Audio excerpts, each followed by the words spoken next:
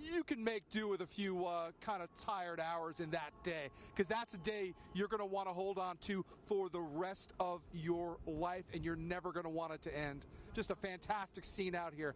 If you could package up smiles and just put them in a scrapbook, these are the kinds of things you would want to hold on to for eternity, because there's just so much joy and love out here on this, windy runway out here in Northern Virginia tonight.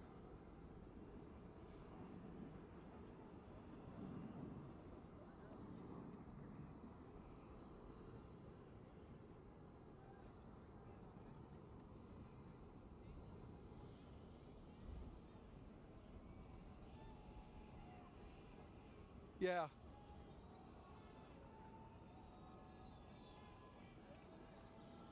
Here comes Rendon. Anthony Rendon's about to come up. Yeah.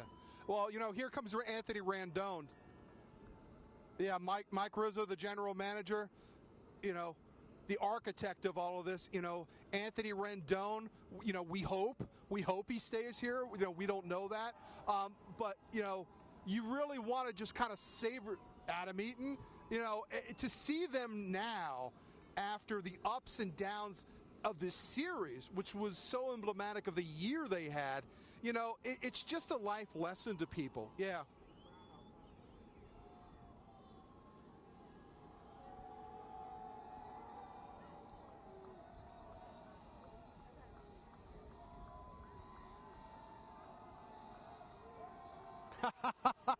Look at that. Look at that smile. Look at that smile on Anthony Rendon. Had you seen him smile that much through this whole series?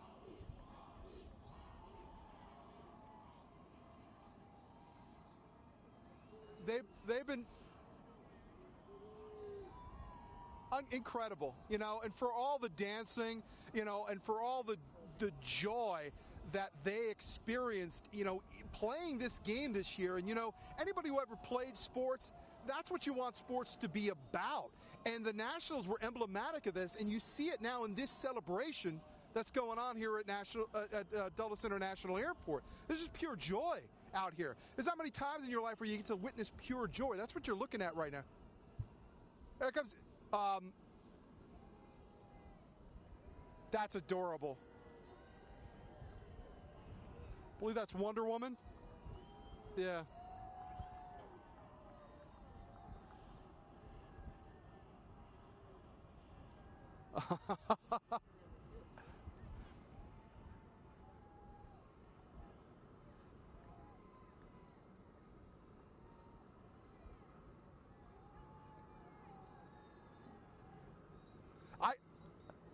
Yeah. I kind of feel like we're getting 2 for 1. It's almost like we're getting 2 for 1. It's like 2 for 1 coverage. You're also getting a Halloween parade in the middle of all of this. So it's not just the Nationals winning the World Series. The Nationals are a full-service baseball organization. They're also going to provide all of you folks a Halloween parade to go along with all of this.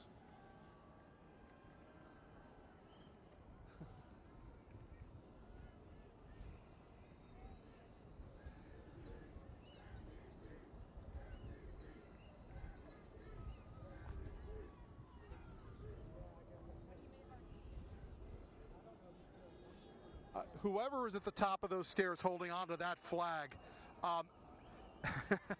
hats off to him.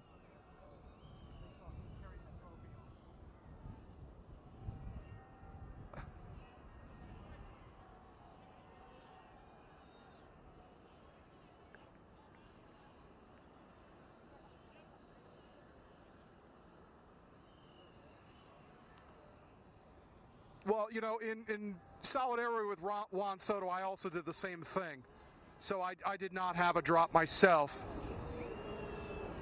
Just to man up and be on.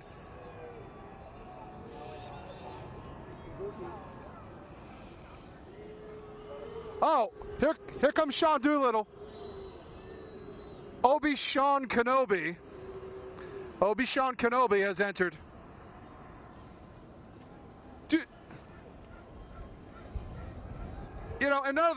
Sean Doolittle, another example of the personality of this team. Literacy programs that he's highlighted through this run. The work that he's done. They got a party light going on. Where did the party light come from?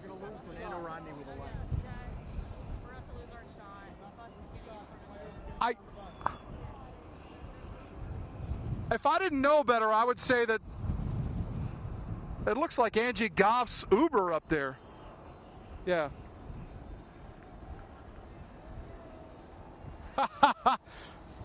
Well, hope you enjoyed the show there.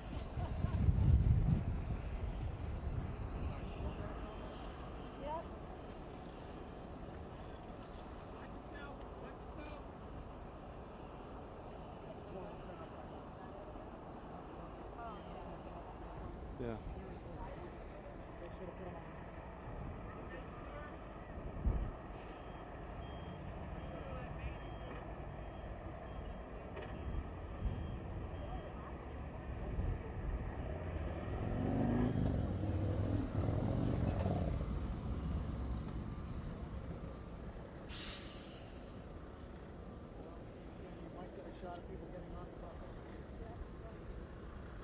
Get the fire truck.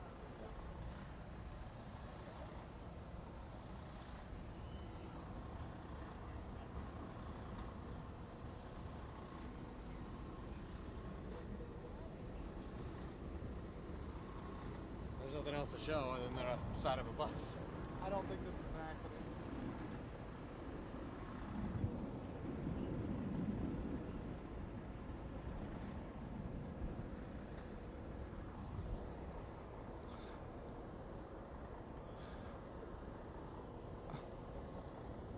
Well, the reason we started showing you the fire trucks because otherwise we'd have to start giving out free bus commercials because that was the only thing we were able to see once they parked those stinkers right in front of us. Those fire trucks actually were very instrumental in the welcome here. They had this water cannon on both ends of where the aircraft parked onto the tarmac here, and what they did is they shot those water cannons, I would say probably about 100 feet up in the air, and they made this enormous display. Thankfully, the wind was blowing in the other direction, so we didn't get soaked by that. So what we're told right now is once they get onto these buses, a motorcycle unit for the Metropolitan Airports Authority Police Department, they are going to escort the Nationals buses off of the runway here. They're going to then take them onto the Dulles Greenway and then down in the Dulles Toll Road, down through the route into D.C. They, I guess, will be handing this off to other jurisdictions as they go along. Final destination, of course, will be Nationals Park tonight. What I can tell you, there were a lot of staff here. There were a lot of airport employees. There were some fans milling around the terminal tonight, hoping to catch a glimpse of them. But we're so far out from the main terminal right now that there was really no chance for any of the rank and file fans to see them. You're probably going to have to wait until the parade day on Saturday afternoon to really revel and party with the Nationals themselves. But if their faces, Sean and Sarah, are any indication of what you're going to see on Saturday, the Capitals better watch out because there is a new team in town ready to challenge their title as hardest partiers after a championship. These folks look like they're ready to do some business here. Just smiles and smiles for miles over here at the airport tonight.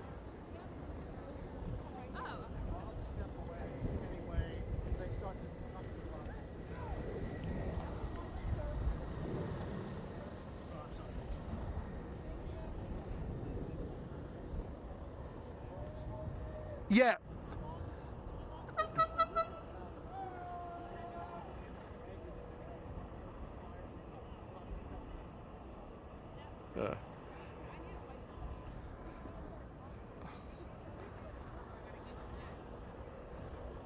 Well, my goodness, if they ever join forces, we could be in some trouble here because the force of both of those, yeah.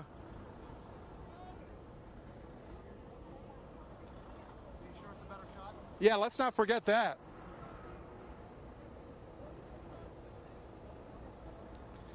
You know, this is why people care about sports, because it's not just rooting for the athletes or, the uniform or the franchise. This is about something that everybody who lives in this area have an interest in, and they share in this. When we were out on the street last night, Sean, you were down there as well too. You saw what we saw. This was everybody. We saw people from every one of the four corners of Washington, D.C. We saw people from Maryland. We saw friends from Alexandria, up in Prince George's County, Montgomery County. The entire region turned out to share in this tonight. It's unity, it's purpose, it's something everybody can get behind. And dare I say, in the times we live, unity isn't such a bad thing once in a while, and it feels pretty good when you try it on for size.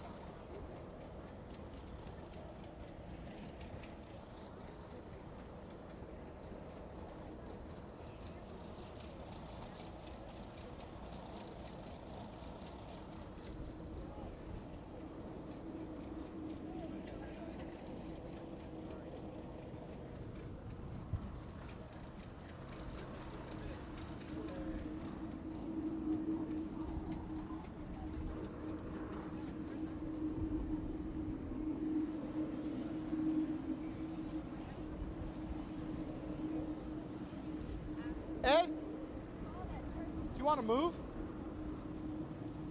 Why don't you move down the line? Oh, looks like they're getting on a bus.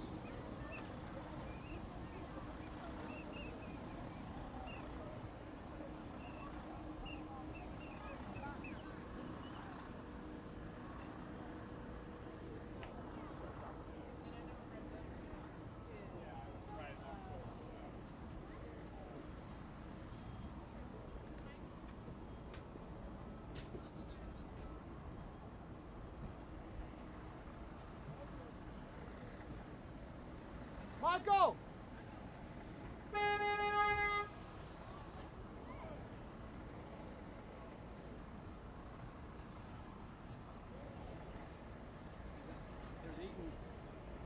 Adam! Love you!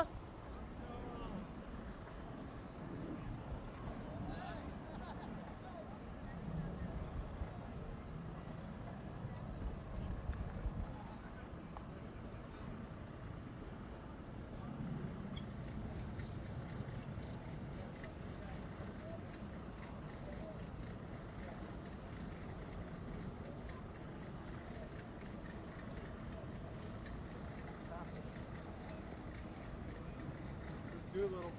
He's got his lightsaber over there.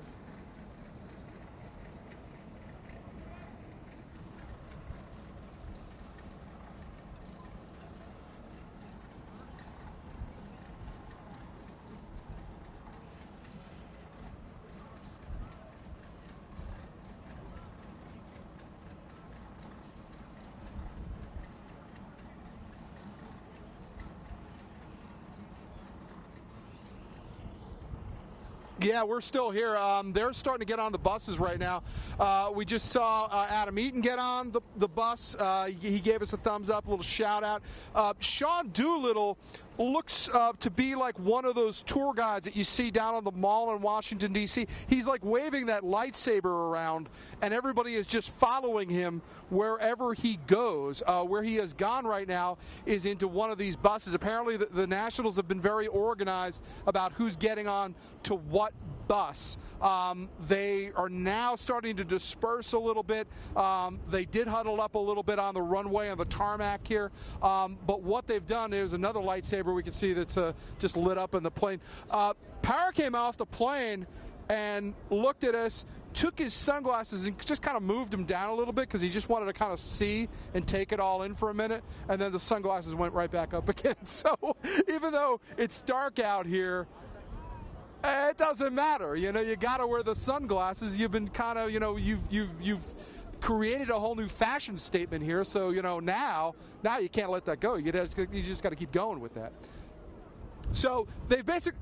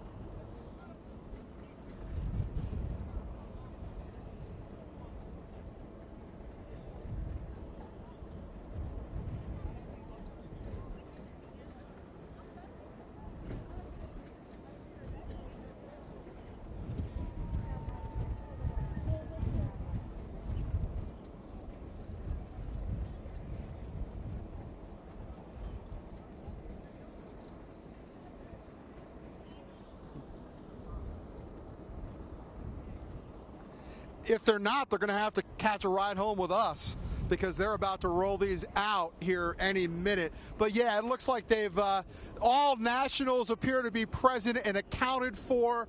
There's a few stragglers making it onto that bus right now. I'm pretty sure they have not put the World Series trophy in the underground baggage compartment on the bus. I think that's probably safely on somebody's lap. But, you know, in a way, we are kind of at an advantage on this, because the Nationals, I'm not quite sure, know what they're in for. Because they had I heard about 2,000 from Josh last night, maybe 2,000 fans down at Minute Maid Park last night, National faithful that traveled to Houston to cheer them on. Boy, when they get a load of what's ahead of them, Sean, you saw it last night. You know, people exploded in just a pandemonium of joy for this baseball team last night, hugging each other, dancing. There was go-go music on the streets of Southeast DC, and what's better than that? Once they get a load of what this has done to this region, to these three jurisdictions, I don't think it's quite sunk in on their faces yet. We just saw Adam Eaton kind of just gazing around at all the cameras like, what are you guys doing here? So it's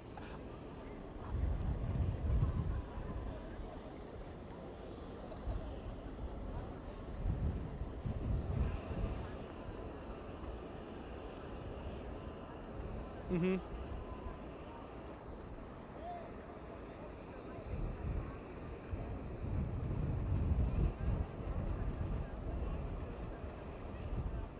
Yeah.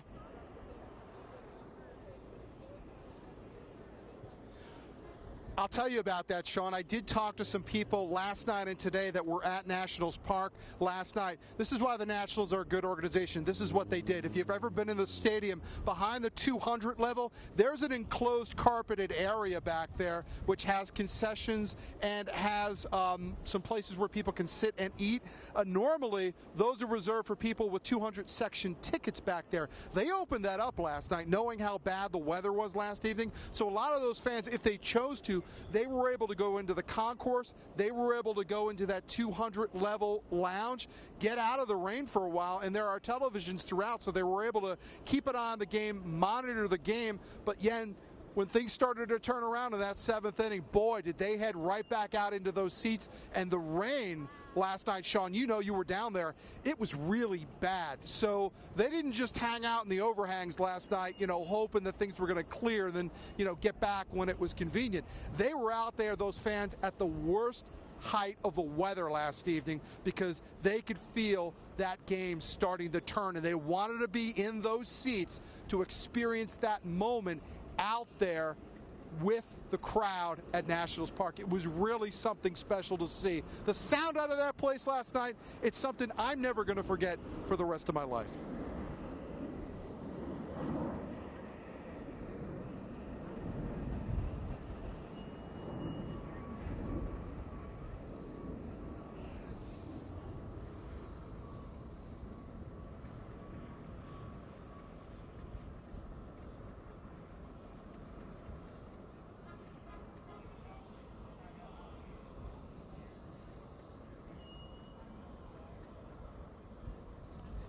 Okay, here we go.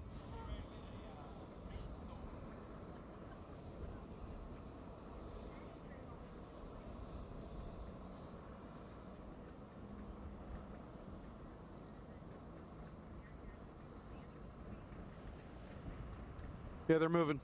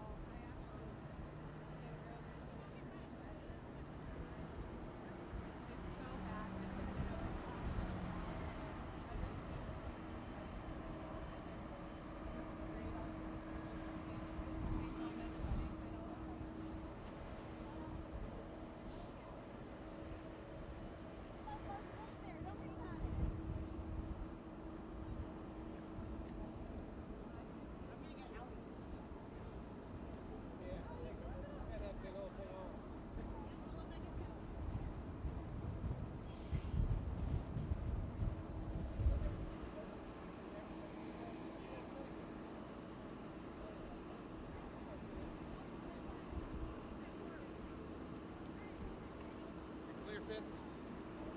Yeah, we have to shoot a look live for 8, 9. Just have be in front of the plane. Hopefully, What? you're gonna be in front of the plane and just they'll cut the video or something, or what? Or you want another Use backdrop? the fire trucks. No, we can't. We got to leave. Yeah.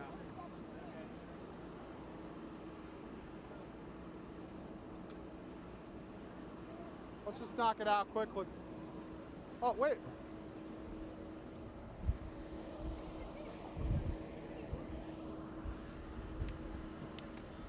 All right. Tell April they're loading us up soon. We're not going to be able to do this on the runway if we're still on the air.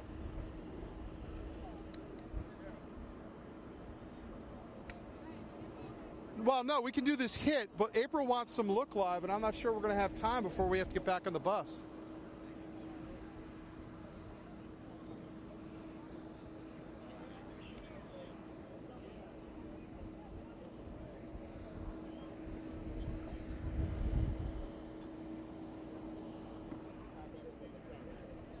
Move their stuff over. They're coming back to us. Do you have to be on? Are you going to be on camera now? No. Okay. Well, I mean, yeah, maybe I am, I guess, yeah.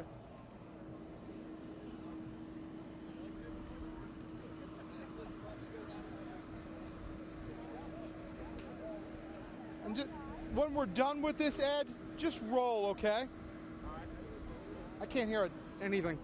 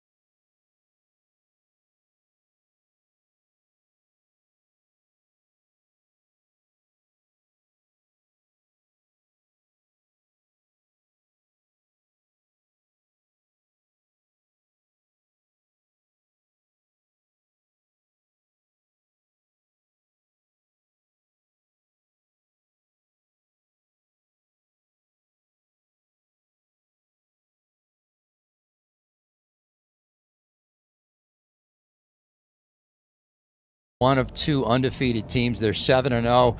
They've got a dominating defense, and you got to kind of look back at the past and say that doesn't really play into tonight's matchup. The Niners, by the way, are 10-point favorites. For more on how this game may play out, let's send it on the field as we check in with Richard Sines on the very latest on the Arizona Cardinals. Yeah, Jude, you heard John talk about how the Cardinals have the Niners number. I remember last year saying, hey, can we play the Niners every week? Remember last year the Cardinals had 3 wins total. 2 of them were against the San Francisco 49ers. 8 straight so far, as John said. A win tonight would give them 9 in a row. That's the longest win streak against any team ever if they get that win tonight. But, of course, what a difference a year makes. Last year, though, was great. I remember in San Francisco, Rosen, first play of the game, goes deep to Christian Kirk for the touchdown. That was a nice win for the Arizona Cardinals. Then here in Glendale, it was Larry Fitzgerald coming up big with the rare spike after the touchdown. That was huge for the Cardinals, but hey, this is a completely different season. Now, the 49ers are one of the best teams in football. They're undefeated. That defense, that Bosa kid is unbelievable. They've only given up 276 yards total passing in the last 4 games with 5 interceptions. Yeah, the defense is pretty good. The running game is great. But hey, this is a division game, so the records, they don't count when you play your division opponents. That is good history to talk about, but, these are 2 different teams. They have a different roster. We have a whole different roster and coaching staff. So we're excited for this matchup, though. We'll be good. And when it comes to division games, you can never really, you can throw out the schedules. Throw out the records. For sure. I know that it's always going to be a battle.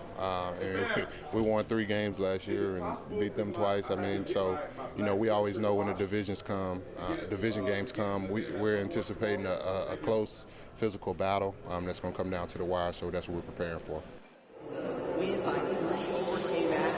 All right, you're looking live at David Johnson. He's a game-time decision. He just ran by me, and I thought it was a herd of stampede that came by. He was running so fast. He's, like I mentioned, a game-time decision. The running back situation is kind of iffy for the Arizona Cardinals. Chase Edmonds is out. David Johnson, they say, will probably not play. He looks pretty good right now in warm-up, so hopefully he can play, because if he doesn't, that's going to be a tough task to beat this team without your 1-2 punch at running back. The key for the Cardinals, keep it close. Don't get obvious passing downs and let that defense just pin their ears back and have their way with Kyler Murray. Jude, back to you. That is for sure. When we come back a little bit later on in this newscast, we'll look at the respect that Cliff and Kyler have for the San Francisco 49er team, not only offensively, but in particular on the defensive side of the football. And let's not forget, we'll be on after the game with our NFL analyst, Max Starks, to kind of break down the storylines and what will play out here tonight in Thursday Night Football. A lot more to come right here on Fox 10. Okay, thanks, Jude. And, of course, Thanks, the Jude. big story always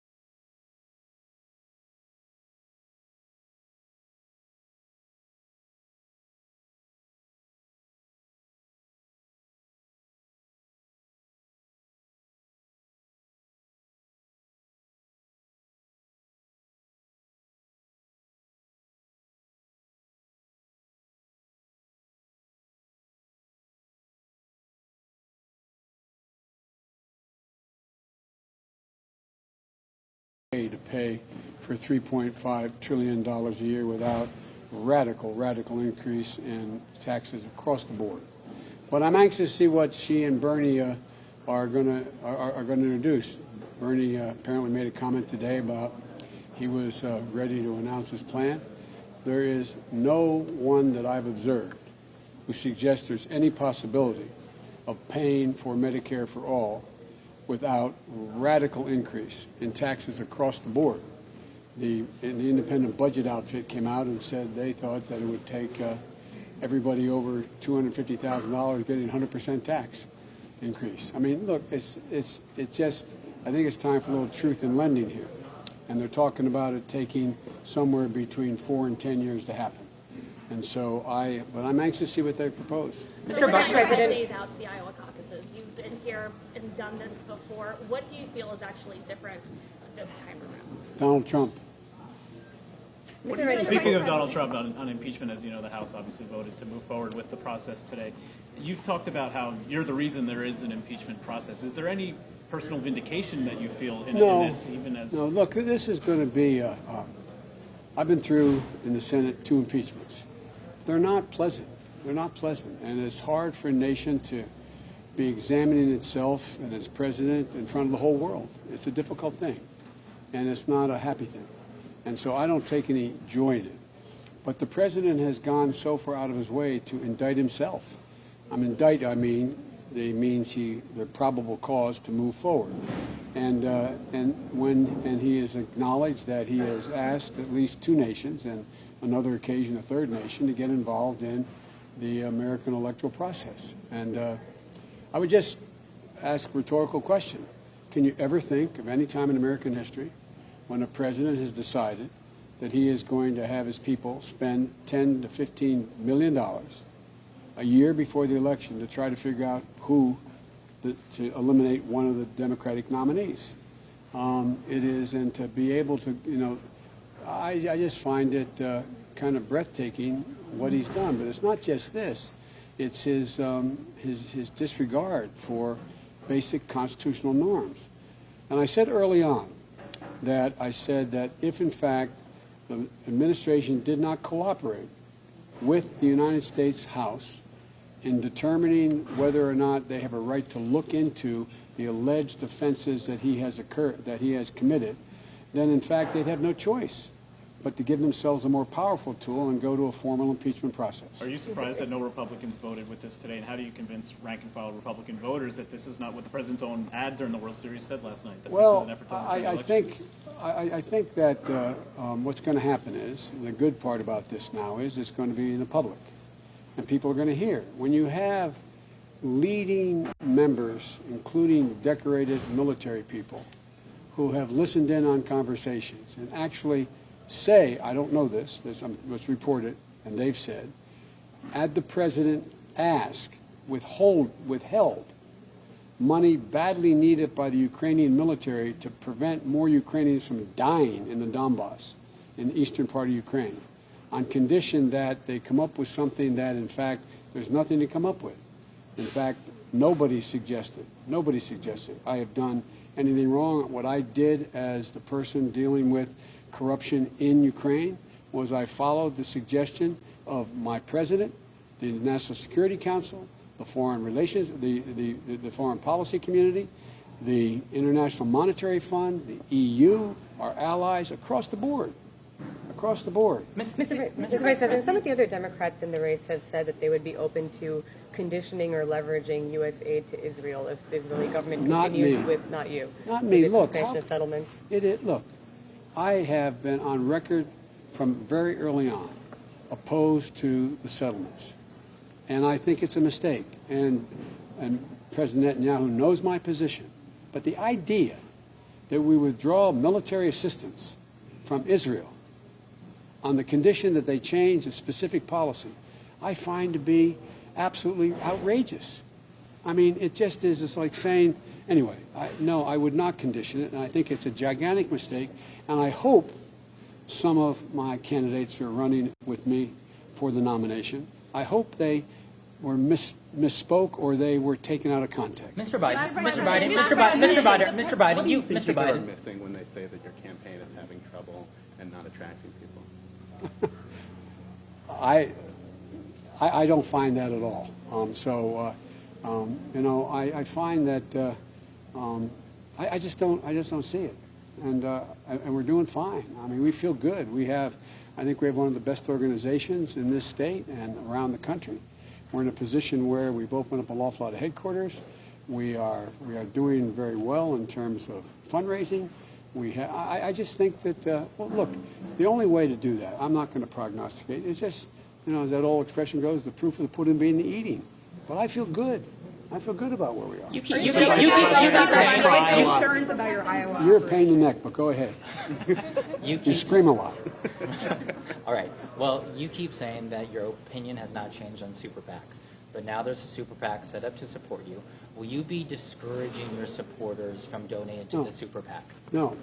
Look, what's happened is Donald Trump has come forward and is getting special interest money to go out and tell lies about me that you are reporting regularly, that everybody else knows are simply not true. Now, if in fact I believe if that was happening to any other candidate, there'd be Democrats who are responding the same way the Democrats are responding to take on Trump because of what's happening. It's not about me. They have a right to do this. I have done nothing to cooperate with them. But I tell you what, when I am president, if I'm president of the United States, we are going to end this process. We're going to move toward a constitutional amendment to limit the amount of money that can be spent and public's funding of elections. And so, but I have no control over this, none.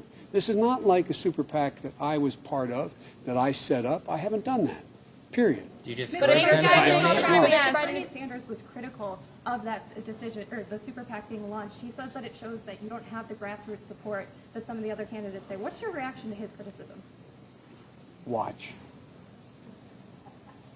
Would you encourage the super PAC not to attack other Democrats in the primary? Yes, absolutely. Vice President, thanks, guys. That's an all the hour time we from have. here, there is a work training program going on in Jefferson, Iowa, for people who are transitioning tech jobs. Do you how problematic do you think automation is going to be for jobs in places like Iowa? And do you believe that things like retraining for tech actually work? Yes, they have to.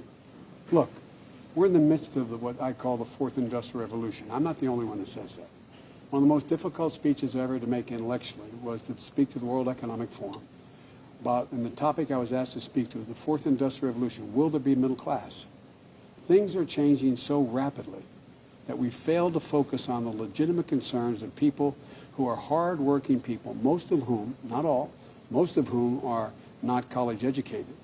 For example, look at the number of jobs that have been lost in retail sales. We had roughly 200,000 retail sales jobs that are gone now. Average age of the salesperson, 50 years of age. Average salary, $50,000 a year, mostly high school educated. Not because of anything bad. Amazon comes along. So you have all these outlets closing all around the country, whether it's Saks Fifth Avenue to Benetton to sneaker stores.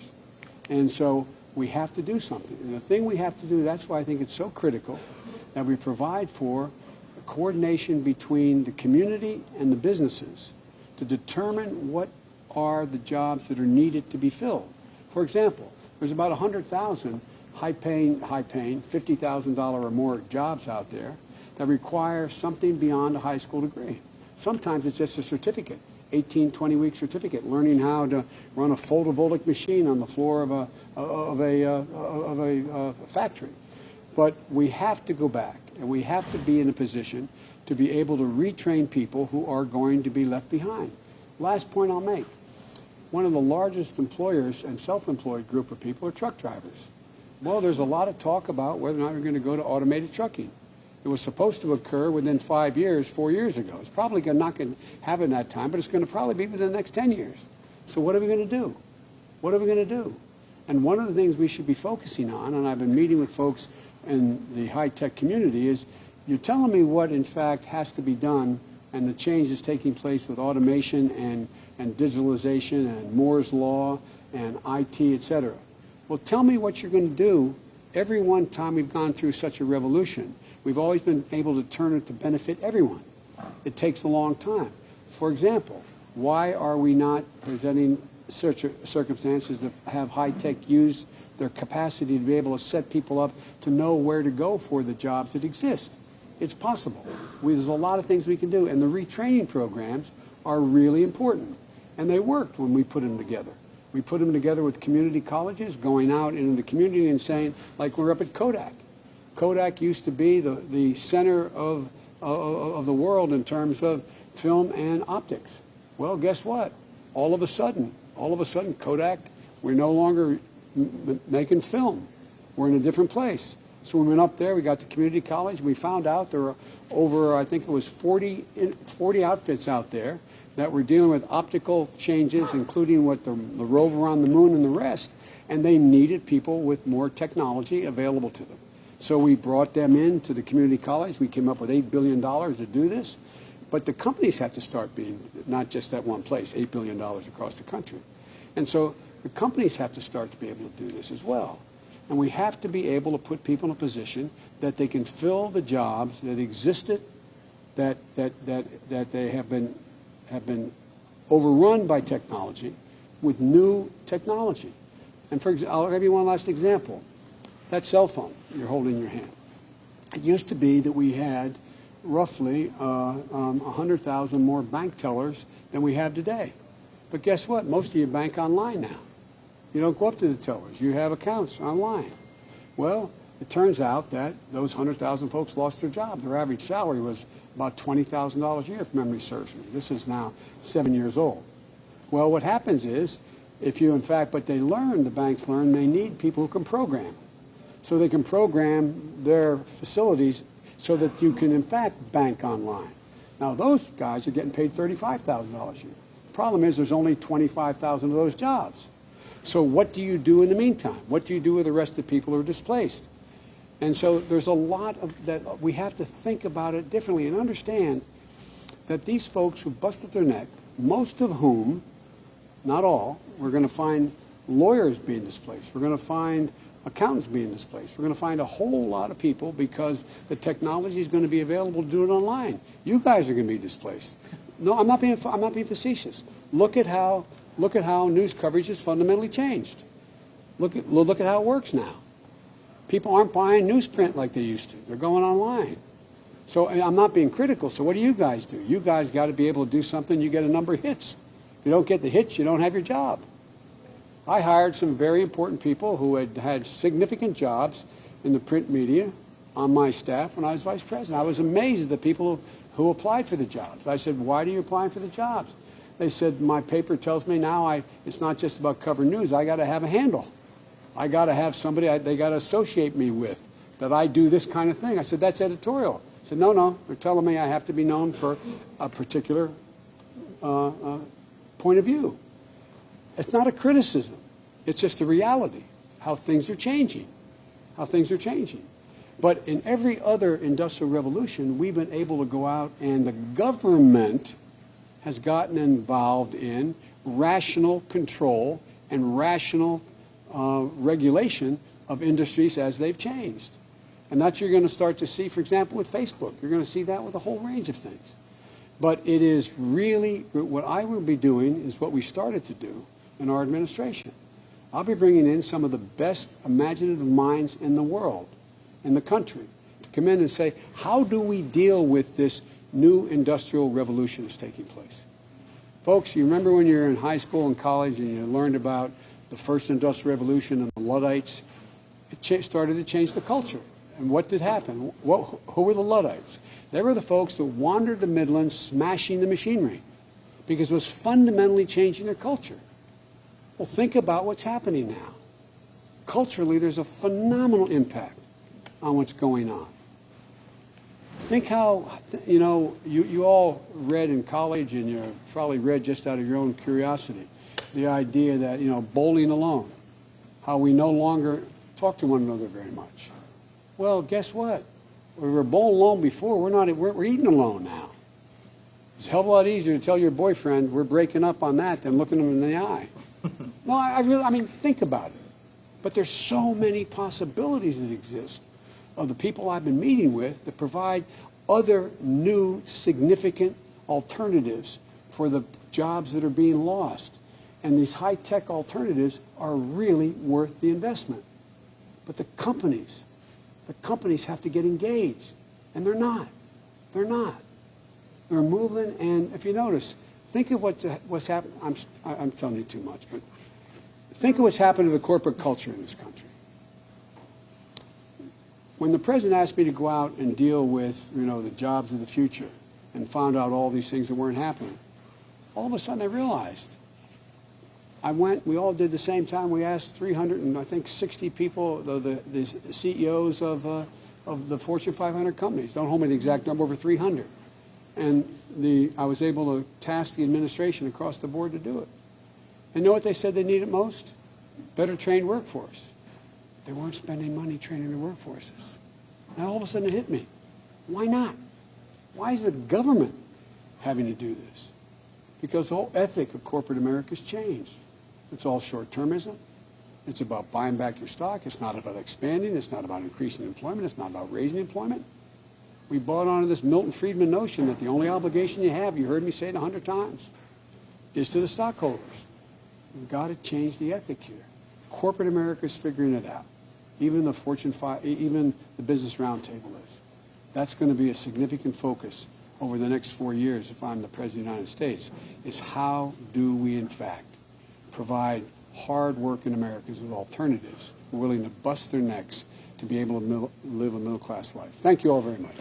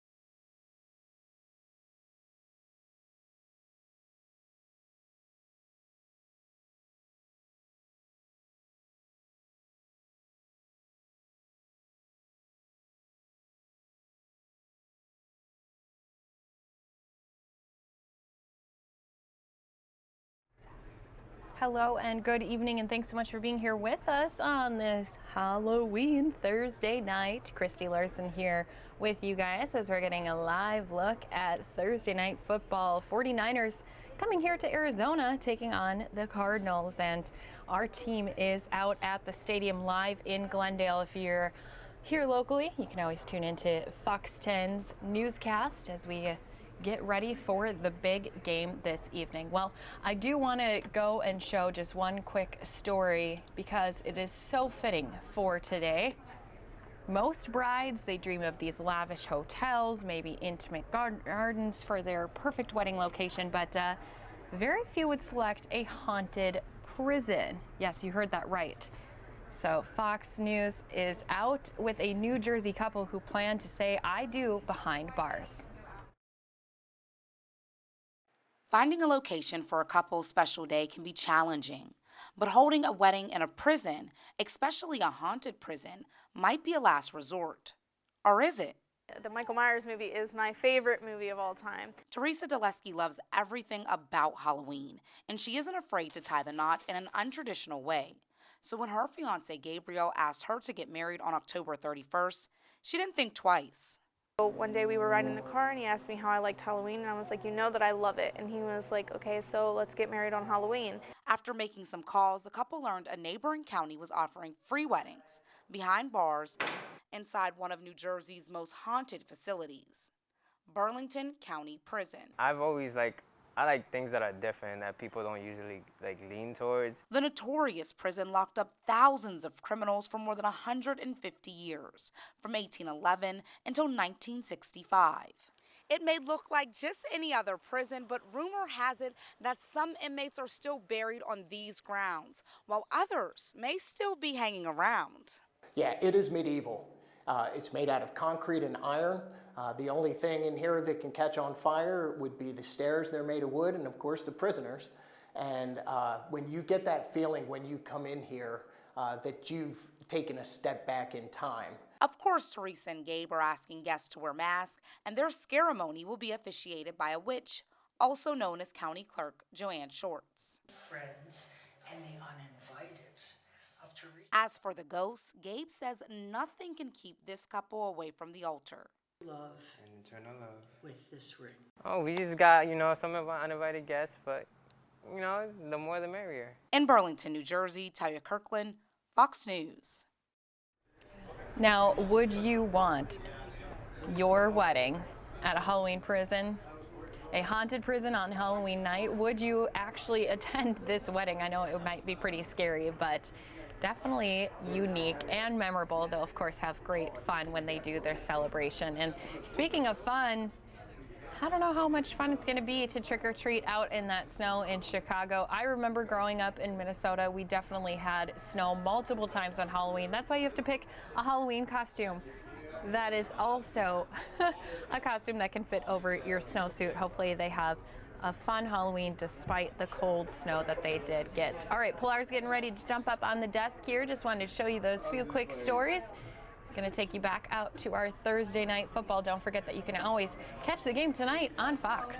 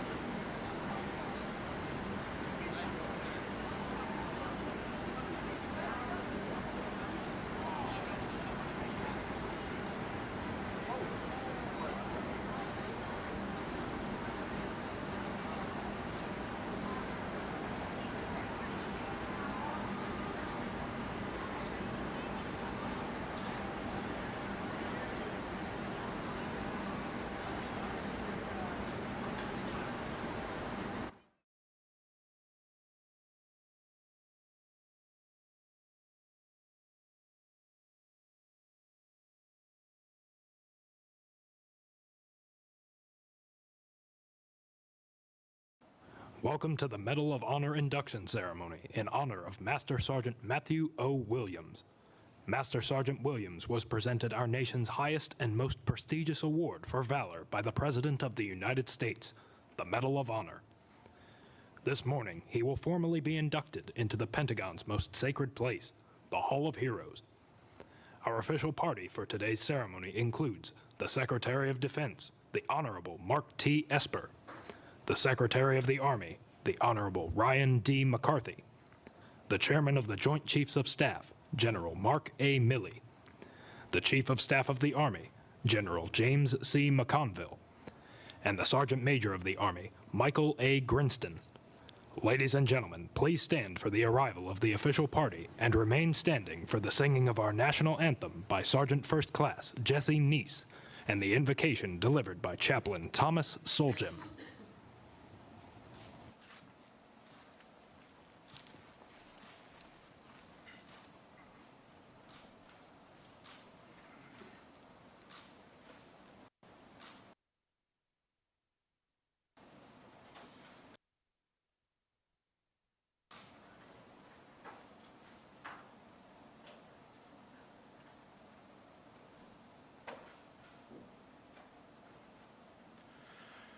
Oh, say, can you see by the dawn's early light what so proudly we hailed at the twilight's last gleaming, whose broad stripes and bright stars through the perilous fight o'er the ramparts we watched were so gallantly streaming, and the rockets' red glare, the bombs bursting in air, gave proof through the night that our flag was still there. Oh, say, does that star-spangled banner yet wave o'er the land of the free and the home of the brave?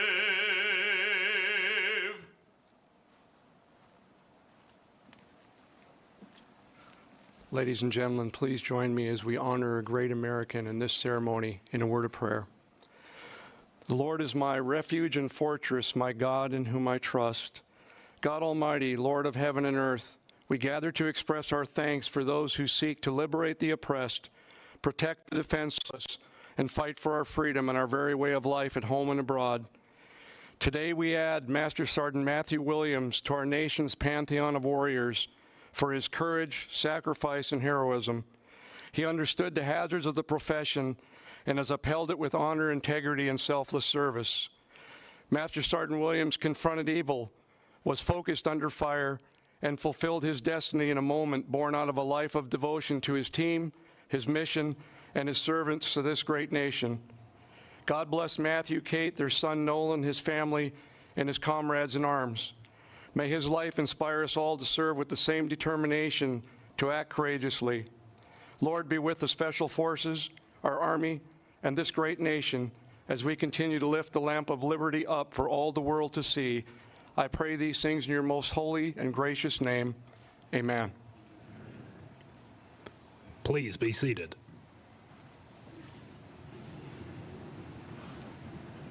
Ladies and gentlemen, General McConville.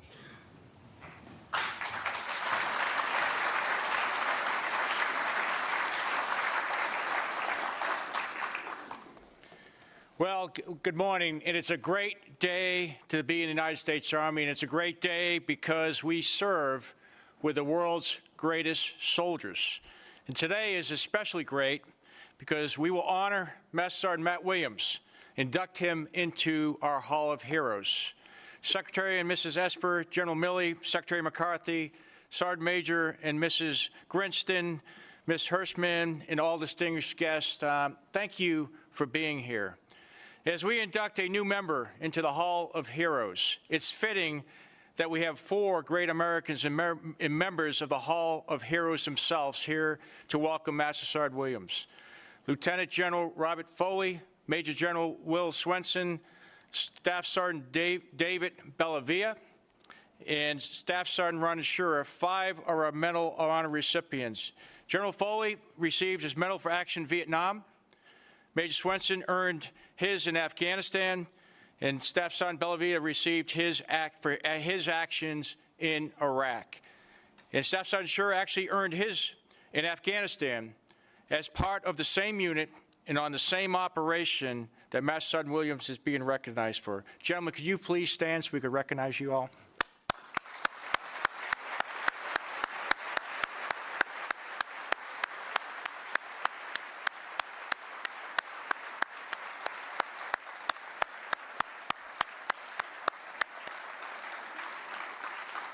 And I know that Master Sergeant Williams has a lot of families and friends in the audience. His wife Kate is here.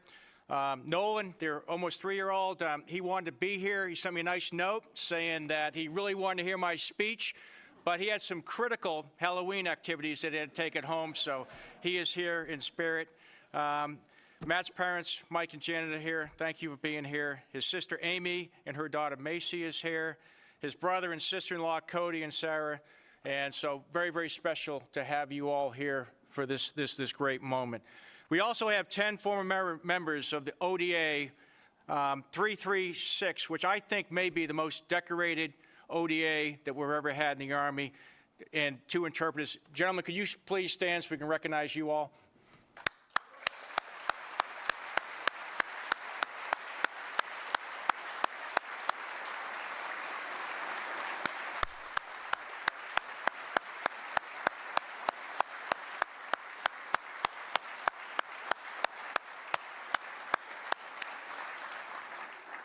Thank you all for your heroism. And today we are inducting Master Sergeant Williams into the Hall of Heroes. It's a special place reserved for those, only for those who have demonstrated extraordinary courage at the risk of their own life above and beyond the call of duty. And Master Sergeant Williams will be the first to tell you that this award and his actions that day in Afghanistan weren't about him. They're about the soldiers he was fighting with and about the soldiers he was fighting for. In April 6, 2008, started like many days before with Master Sergeant Williams and his teammates on Operational Attachment 336, preparing to support their Afghan commando counterparts on a mission to kill or capture terrorist leaders. The destination on that particular day was a small village, high on a mountainside in eastern Afghanistan in the Shock Valley of Nuristan province. And those that have been in Nuristan, it's a beautiful place, but not on this day. Weather and terrain prevented the combined U.S. and Afghan element from landing on the mountaintop. So Master Sergeant Williams and his team inserted on the valley floor below. As the thump of the helicopter's rotors receded into the distance, silence returned to the valley, and the commandos in Team 336 began climbing up the rocky mountainside towards their intended target. All the while, insurgent fighters, alerted by the sound of the approaching helicopters, crept into fighting positions on the rock face, towering above the advancing U.S. and Afghan team. Moments later, explosions and heavy machine gun fire shattered the morning stillness as bullets and rocket-propelled grenades rained down on the team. On the valley floor, Master Sergeant Williams quickly realized the lead elements of the team ahead were pinned down and in danger of being overrun. Without hesitation, he maneuvered his team of Afghan commandos up the mountain to reinforce the friendly position and disrupt the enemy assault. Master Sergeant Williams and the commandos suppressed the attacking enemy and began evacuating wounded soldiers, including his team sergeant, Scott Ford. Master Sergeant Williams fought his way up and down the mountainside for the next 6 hours, repeatedly exposed himself to enemy fire to render aid, evacuate casualties, and suppress the insurgent advances. And though 4 of his teammates were wounded that day, thanks to Matt, all the members of ODA 336 returned home. Every generation has its heroes, and we are in the presence of a modern-day hero today, Master Sergeant Matt Williams. Thank you for your commitment to your teammates and Afghan partners on that fateful day. Without your decisive leadership and courage you displayed, the outcome of the battle would have likely been far worse. God bless you, your family, our great nation, and all those soldiers still serving in harm's way. Thank you.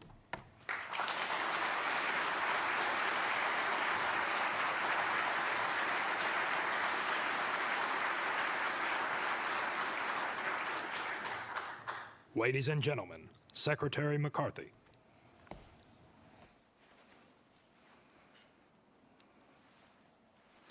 Good morning and welcome to today's ceremony. This is a momentous day for us where we get to honor one of our own, Master Sergeant Matthew Williams. Matt, I know you don't enjoy the limelight, so I'll try to make this as quick as I can. But please allow us to celebrate you for a moment. As General McConville mentioned, Matt's parents, Michael and Janet, are here today. His brother, Cody, his sister, Amy, and their daughter, Macy, my new friend. Matt's in-laws, Dee and Anthony Gee, are here from Trophy Club, Texas. And as I found out the other night, they lived a half a mile from me for 5 years, and we have many mutual friends from the old neighborhood. It is an incredibly small world indeed. So I mentioned this coincidence to my wife, and she said she immediately wanted to ask me to tell everyone how much she missed them. So if you could relay those messages when you head back home, I'd appreciate that immensely. So message passed and mission complete. Matt's wife, Kate, is here by his side, and as mentioned by the chief, Nolan is in North Carolina on special operations for Halloween today. So for everyone, in particular, Kate and Nolan, thank you for the sacrifices you continue to make on behalf of a grateful nation. So thank you so much. Matt is a... Yeah.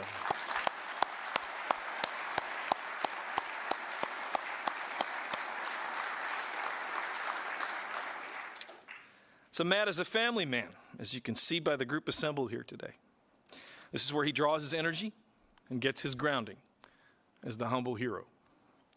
Part of that family includes his soft family, many of which are here today. And thanks to the ODA 3336 up from Fort Bragg and pausing from their grueling train up before missions. This is the only soft ODA to have 2 Medals of Honor on one team, and arguably, and we are verifying this, the most highly decorated in the history of Special Forces. The 4 Medal of Honor recipients mentioned as well, General Robert Foley, Major General William Swenson, Staff Sergeant Dave Bellavia, and your teammate, Staff Sergeant Ron Schur.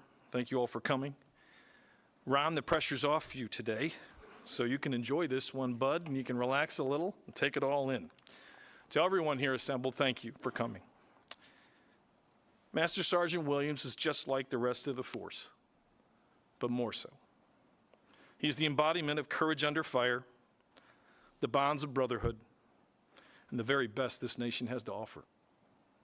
You heard the chief talk about that fateful mission, every word of it inspiring. Today, I'd like to talk to you about the man behind the mission. Matt grew up in Boerne, Texas, not too far from San Antonio. His dad worked in the oil business, and his mom a school nurse, ensuring that he and his 2 siblings were able to attend every after-school event they had.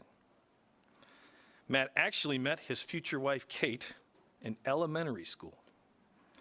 I'm not making this up. This is real-life Hallmark Channel movie stuff. Matt and Kate were 3rd grade classmates together and destined to be married, although clearly they didn't know it at the time. More on that story in a bit. As fate would have it, he and his family moved to Houston, away from Kate, although obviously this isn't where their story ends. Matt graduated from high school, heavily involved in sports, enrolled into college with the ultimate goal of a service in law enforcement. Moved by a sense of patriotism, immediately following the attacks on 9/11, Matt enlisted in the Army with the hopes of being a Green Beret. He was just like any other college kid, but more so. After selection in the Q course, Matt quickly immersed himself in his craft in special operations as a weapons specialist. Where the team construct is held in the highest regard, obviously Matt took a rapid liking to SOF. And Matt, just as he demonstrated as a sibling on the sports field and in the Q course, being a member of a team is what he does best. He quickly developed strong familial ties with his ODA as they prepared for war. And war is what they would find. On his first deployment to Afghanistan, with the odds stacked against him, Matt's grit and determination would win the day. The feedback from his team, comprised of members on that trip, to the subsequent 4 deployments of Special Forces, and their responses were unanimous. One of his former teammates remarked that Matt is known for remaining calm, cool and collected, and these qualities allowed him to do the extraordinary. The running joke is that it is impossible to get Matt's heart rate above 60, firefighter otherwise. He will be the first person to drop what he's doing and help everyone around him. He is a consummate professional and the vanguard of Green Berets. Not a bad Pearyvale, huh? Matt not only inspired his detachment, but he also inspired the Afghan commandos that were partnered with him as well. Matt is the epitome of the quiet professional. He is funny and kind, but in a firefight, there are none better. Master Sergeant Williams would serve like every SOF operator that day, but more so. In the same short time span, with the odds stacked against him, Matt's grit and determination would win the day. Again. You see, about a month after this fateful tour to Afghanistan, and while on block leave, Matt attended his buddy's wedding back home in Texas. There stood Kate. And in a moment, the past and present converged. Providence, if you will. I did ask Matt if he was in uniform and wearing his green beret. Matt laughed, replied no, and that he'd worn a suit that day. He must have been like every other wedding guest, but to Kate, certainly more so. I know that Nolan couldn't be here today, but I wanted to pass a message along to him. Nolan will undoubtedly grow up hearing about that mission, and I wanted him to be able to tell a couple things about his dad at this moment in time. So Nolan, your dad tells us you like cutting the grass on the riding lawnmower. The classic dad-kid steering wheel and pedal combination. That you all love your quiet off-post community, and that your neighborhood is packed with a ton of kids your age. Your dad loves hanging out with you and your mom the most. And I know that you're named after Houston Astros legendary pitcher, Nolan Ryan. Growing up in Chicago, you know Nolan Ryan because he beats you every day. But obviously this is a tough time to be in Washington, D.C. as an Astros fan. But you're taking it in stride. Nolan, your dad is just like every other dad, but more so. To us, your dad is a hero. Matt didn't come about these superhuman qualities after being bit by a radioactive spider. Master Sergeant Williams' superhuman feats come from his grit and determination. He is the quintessential humble warrior. When I asked Matt if he'd like to join us for a job in D.C., he laughed and politely declined. He told me he appreciated the job offer, but his desire was to return to a detachment and continue to do what he does best. And as tempting as it would be to steal him to the E-ring, the nation needs Master Sergeant Williams leading its operators. Master Sergeant Williams inspires us to be the best version of ourselves, just more so. Matt, we're excited and proud of you, and on behalf of your Army family, thank you for who you are and what you continue to do for our country. Ladies and gentlemen, it's my privilege to introduce the 27th Secretary of Defense, Dr. Mark T. Esper.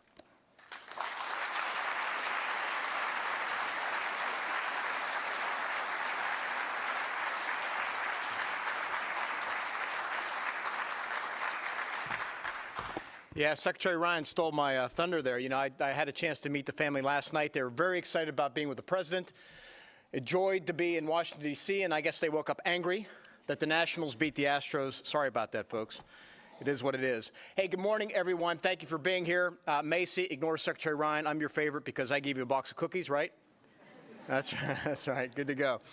Hey, thank you all for being here to commemorate such a special moment for our armed forces and our country as Master Sergeant Matt Williams takes his well-deserved place in the Hall of Heroes today. In addition to Matt, has already been announced, or his wife Kate and the rest of his family today. Now, look, Secretary McCarthy only told part of the story. Yes, they met in grade school, but they met during PE class, right? And I told you I wouldn't say this, but I'm going to say it. And not just any other normal PE class. Members of the team, you'll enjoy this. They were square dance partners. Maybe Matt went on to be a world-class square dancer. I don't know. Maybe that's what enabled him to go up and down that mountain multiple times, but that's where it all began, square dancing. I don't think Johnny Rambo ever square danced, Matt, so anyways. We also welcome his Army teammates from A-Team 3336 who fought alongside Matt. Thank you all for being here. It's tremendous. It just shows the strength and unity of your team. And thank you all for your service to the nation as well. And we've already introduced the previous Medal of Honor winners. Thank you all for being here. Ron, good to see you again as well. Glad you all can make it here for this very, very important today. You know, you may all recall the words of President George W. Bush upon the launch of Operation Enduring Freedom in 2001, when he said, quote, "Since September 11th, an entire generation of young Americans has gained new understanding of the value of freedom and its cost and its duty and its sacrifice." As you heard, Matt made his decision to join the Army in the wake of 9/11, precisely because he understood that our freedom is worth every cost and every sacrifice. And on that day in the Shock Valley, the day that earned him the Medal of Honor, he was prepared to sacrifice it all. Matt's feats of courage will surely be an inspiration for future generations of service members. Those hours he spent fighting his way up and down a mountain while being attacked by more than 200 enemy insurgents were not only in defense of his teammates under siege, but also in defense of the very principles that led him to a career of military service. We are thankful that Matt has chosen to serve for 14 years and counting, and we are grateful for the opportunity to honor him as one of the rare warriors whose leadership helped shape the story of America's fighting spirit, courage under fire, and military strength. Since the Civil War, the Medal of Honor has immortalized the uncommon valor of our service members on the field of battle. In every conflict, near and far, American men and women have answered the call to serve and executed their mission with the same resolve as those who came before them. There is a common thread in each of their stories, one that stands the test of time, an extraordinary commitment to duty, to team, to mission over self. Our conflicts today continue to reveal some of our nation's most courageous heroes who embody that spirit. Each time we induct a new service member into the Hall of Heroes, we reflect on those who never made it home and honor those who are still in the fight. One of them is Ron Shore, who was inducted last year for his bravery in treating, saving, and evacuating soldiers on that same mission. The fact that we now have 2 Medal of Honor recipients from the same unit should just tell you how strongly our troops have embraced the attitude of team over self. It's this attitude that ensured every American in that April 6th battle returned home alive. And it's the reason we continue to be the strongest fighting force on the face of the planet Earth. Many countries recognize bravery and heroism in battle, but not all for the same reasons. What distinguishes the United States is that we bestow our highest honor upon those who risk or lay down their lives in service to the single principle that lies at the very heart of our nation's founding: freedom. This is the very principle that has sustained America's role as a beacon of light and justice around the world for centuries. Heroes such as Matt are the nation's foremost defenders of freedom. I recently returned from Afghanistan, where I witnessed our troops' fierce commitment to team and mission above all else. I saw Matt's valor and integrity reflected in each of them. President Dwight Eisenhower, a great American hero himself, once said, quote, "History does not long entrust the care of freedom to the weak or the timid." And we certainly have no weak or timid here today. We face many challenges and threats across the globe, but with men and women like Matt and the rest of his team in our ranks, I know that freedom will always be in good hands. Matt, on behalf of the entire Department of Defense, thank you. Thank you for your selfless service. Thank you for your courage and your bravery. Today, you take your place among the best and the bravest in our history. Now, it would be my great honor to induct you into the Hall of Heroes. Thank you.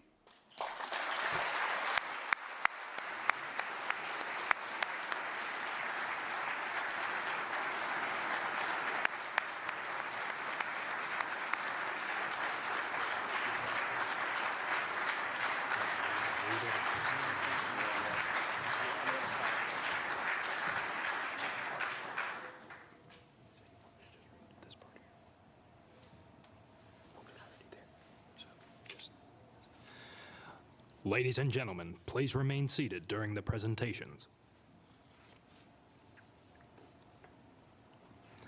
The President of the United States of America, authorized by Act of Congress, March 3, 1863, has awarded in the name of Congress the Medal of Honor to Master Sergeant Matthew O. Williams, United States Army, for conspicuous gallantry and intrepidity at the risk of his life above and beyond the call of duty. Sergeant Matthew O. Williams distinguished himself by acts of gallantry and intrepidity above and beyond the call of duty on April 6, 2008, while serving as a weapons sergeant, Special Forces Operational Detachment Alpha 3336, Special Operations Task Force 33, in support of Operation Enduring Freedom. Sergeant Williams was part of an assault element inserted by helicopter into a location in Afghanistan. As the assault element was moving up a mountain toward its objective, it was engaged by intense enemy machine gun, sniper, and rocket-propelled grenade fire. The lead portion of the assault element, which included the ground commander, sustained several casualties and became pinned down on the sheer mountainside. Sergeant Williams, upon hearing that the lead element had sustained casualties and was in danger of being overrun, braved intense enemy fire to lead a counterattack across a valley of ice-covered boulders and a fast-moving, ice-cold, and waist-deep river. Under withering fire, Sergeant Williams and his local National Commandos fought up the terraced mountainside to the besieged element. Arriving at the lead element's position, Sergeant Williams arrayed his Afghan commandos to provide suppressive fire, which kept the insurgent fighters from overrunning the position. When the team sergeant was wounded, Sergeant Williams braved enemy fire once again to provide buddy aid and to move the team sergeant down the sheer mountainside to the casualty collection point. Sergeant Williams then fought and climbed his way back up the mountainside to help defend the lead assault element that had still several serious casualties in need of evacuation. Sergeant Williams directed suppressive fire and exposed himself to enemy fire in order to reestablish the team's critical satellite radio communications. He then assisted with moving the wounded down the near vertical mountainside to the casualty collection point.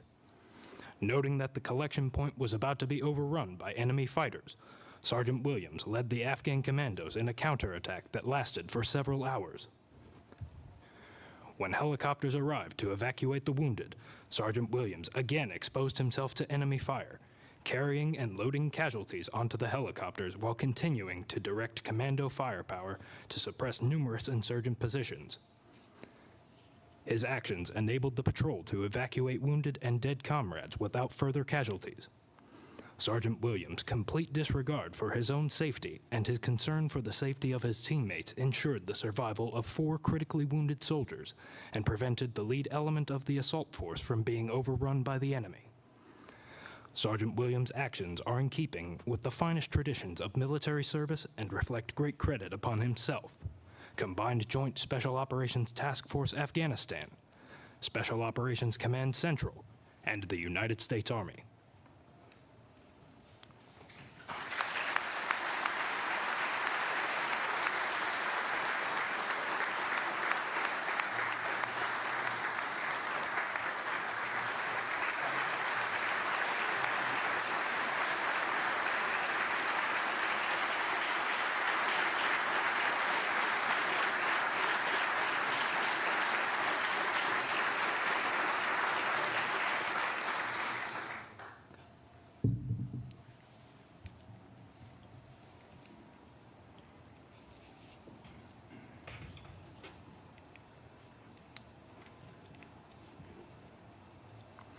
At this time, the Medal of Honor flag will be presented. On 23 October 2002, Public Law 107-248, Section 8143 established the Medal of Honor flag to recognize service members who have distinguished themselves by gallantry in action above and beyond the call of duty. The Medal of Honor flag commemorates the sacrifice and bloodshed for our freedoms and gives emphasis to the Medal of Honor being the highest award for valor by an individual serving in the armed forces of the United States. The light blue color with gold fringe bearing 13 white stars are adapted from the Medal of Honor ribbon.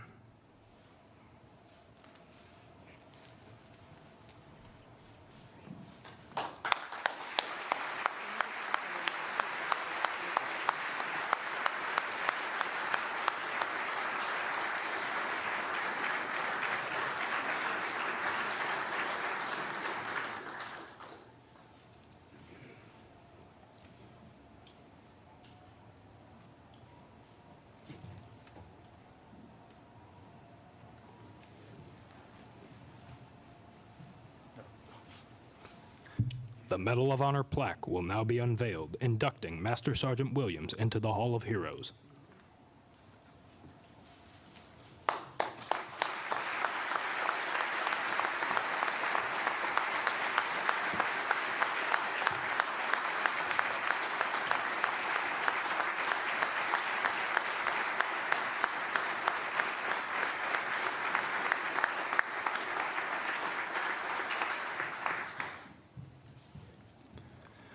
Thank you, Secretary Esper, Secretary McCarthy, General Milley, General McConville, Sergeant Major Grinston, and Mrs. Williams.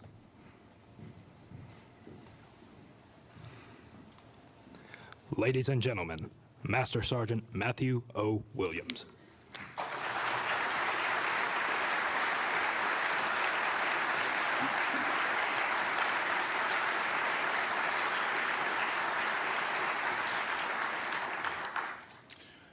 Distinguished guests, my family and friends, thank you for joining me for this very special occasion. I'm truly humbled to be standing here before you. Growing up in Texas with caring, loving parents, I was taught humility at a young age. My mom was a nurse, and my dad worked in the oil and gas industry, and they knew about hard work. I watched and I learned. Dad was always mentoring, and Mom backed him up. Both taught me never to quit, to be a person of trust, and to value hard work, ethics, and modesty. Later, I discovered these are traits of an excellent person and a leader, all of which I carry with me in my life today as a soldier and my newest role as a dad. I'm so grateful for parents who always encouraged me to serve my country, yet the Army wasn't my first choice. I actually planned to work in federal law enforcement, but when 9/11 happened, my plans changed.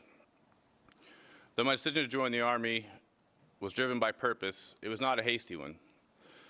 I did a lot of research, and I eventually found the 18 X-ray program offered by the U.S. Army Special Forces, the unit of the famous Green Berets. I knew that this was the right fit for me. I simply told my parents that I was signing up to be the best of the best. There was no going back, and at this point, I had no backup plan. And I was all in. I had every intent on earning the highly coveted Green Beret. But little did I know that that decision would impact the rest of my life. The amazing people, many of whom are here with us today, have blessed my life. My brothers, assigned to ODA 3336, remind me of how important it is to never quit. It taught me to be a person of trust and to value hard work, ethics, and modesty. These brothers are my extended family, and I'm so proud to recognize them today. If you guys please stand and give them a round of applause.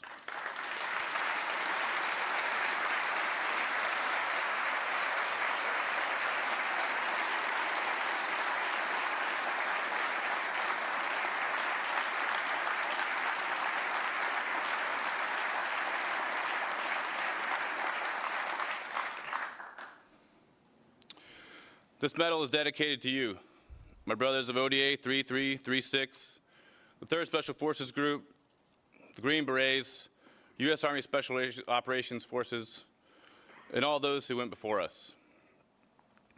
For Special Operational Detachment Alpha 3336, we did our job. We were well trained and we trusted one another. That is why I'm standing here today. ODA 3336 represents one of the most cohesive teams our country has ever known. We were selected, trained, and equipped to conduct operations like no other force in the United States Army. Thanks to the cadre of the Special Forces Qualification Course, our journey began with the highest degree of preparation. Little did we know that a slated hilltop, April 6, 2008, would test that we'd learned, especially our trust and our brotherhood. Dad was right. Being a person of trust builds strong bonds. That's exactly what made up ODA 3336. We developed trust through rigorous training and tasks at hand, whether training Afghan commandos to conduct small unit tactics or conducting raids on high-value targets throughout Afghanistan. We trusted one another to get the job done. Facing overwhelming odds in the worst of situations, no one on ODA 3336 wavered. We harnessed the trust for one another that we developed over months of training and preparation. We trusted that our medic, Ron Schur, had the training and mindset to care for 4 wounded Americans, all while taking overwhelming fire. We trusted that our combat controller, Zach Reiner, could call in precision airstrikes with multiple air assets to suppress and destroy the enemy. We trusted our sniper, Seth Howard, would eliminate threats and allow us to safely move wounded brothers. We never quit. Even faced by our own mortality, we fought and lived another day.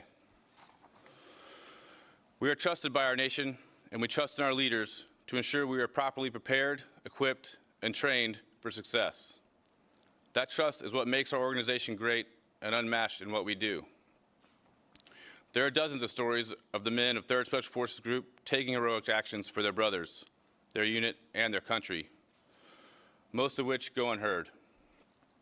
The story of ODA 3336 is a strong testament to our brotherhood. There's no other option on that mountain, and we did our job with well-trained and trusted teammates. And I always trusted my teammates. Now, as a team sergeant in 3rd Special Forces Group, I have the great opportunity to lead a cohesive team.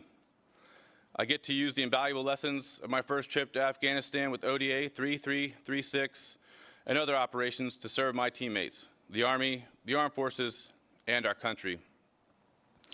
And after 14 years of service, my wife, young son, and our families now put trust in me to ensure that my current detachment is well trained to deploy and return home safely. Being a person of trust promotes a unit of trust, and I'll continue that philosophy. Again, thank you all for being here today. And for all the Green Berets around the world quietly doing the work of our nation, thank you. I wear this medal for the great men of ODA 3336, 3rd Special Forces Group, the Green Berets, the U.S. Special Operations Forces, and all those who went before us. Thank you all.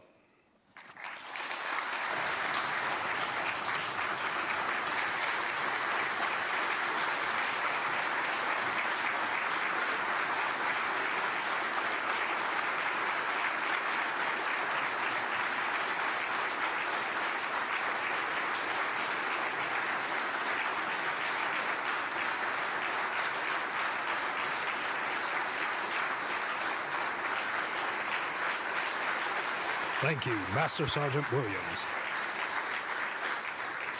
Ladies and gentlemen, please remain standing and join in the singing of the Army Song. The words to the Army Song can be found in your program. March along, sing a song with the army of the free. Count the brave, count the true, who have fought to victory. We're the army and proud of our name. We're the army and proudly proclaim. First to fight for the right and to build the nation's might, and the army goes rolling along. Proud of all we have done, fighting till the battle's won, and the army goes rolling along. Then it's hi, hi, hey, the army's on its way. Count off the cadence loud and strong. For where we go, you will always know that the army goes rolling along.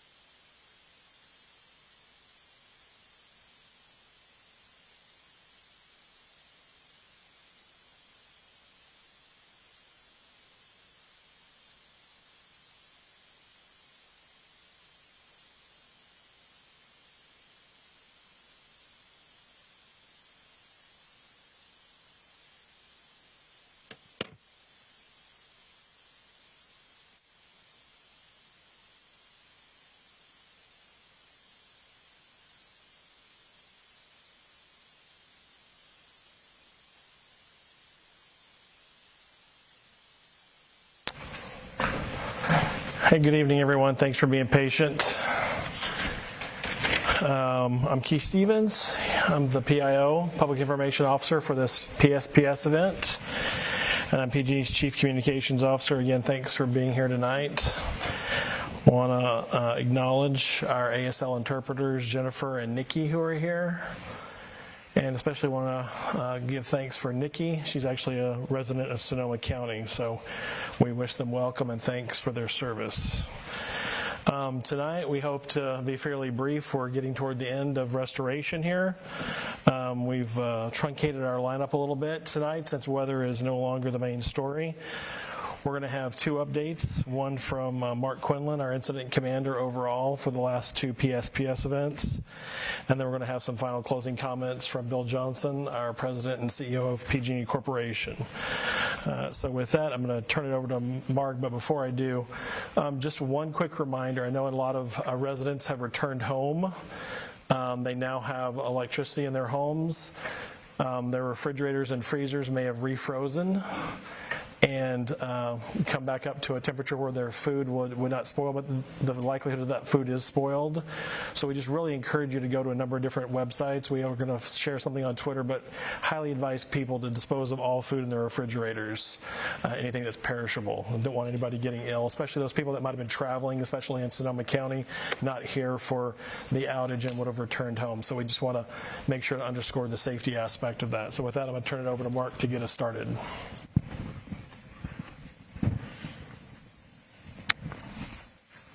Thank you, Keith.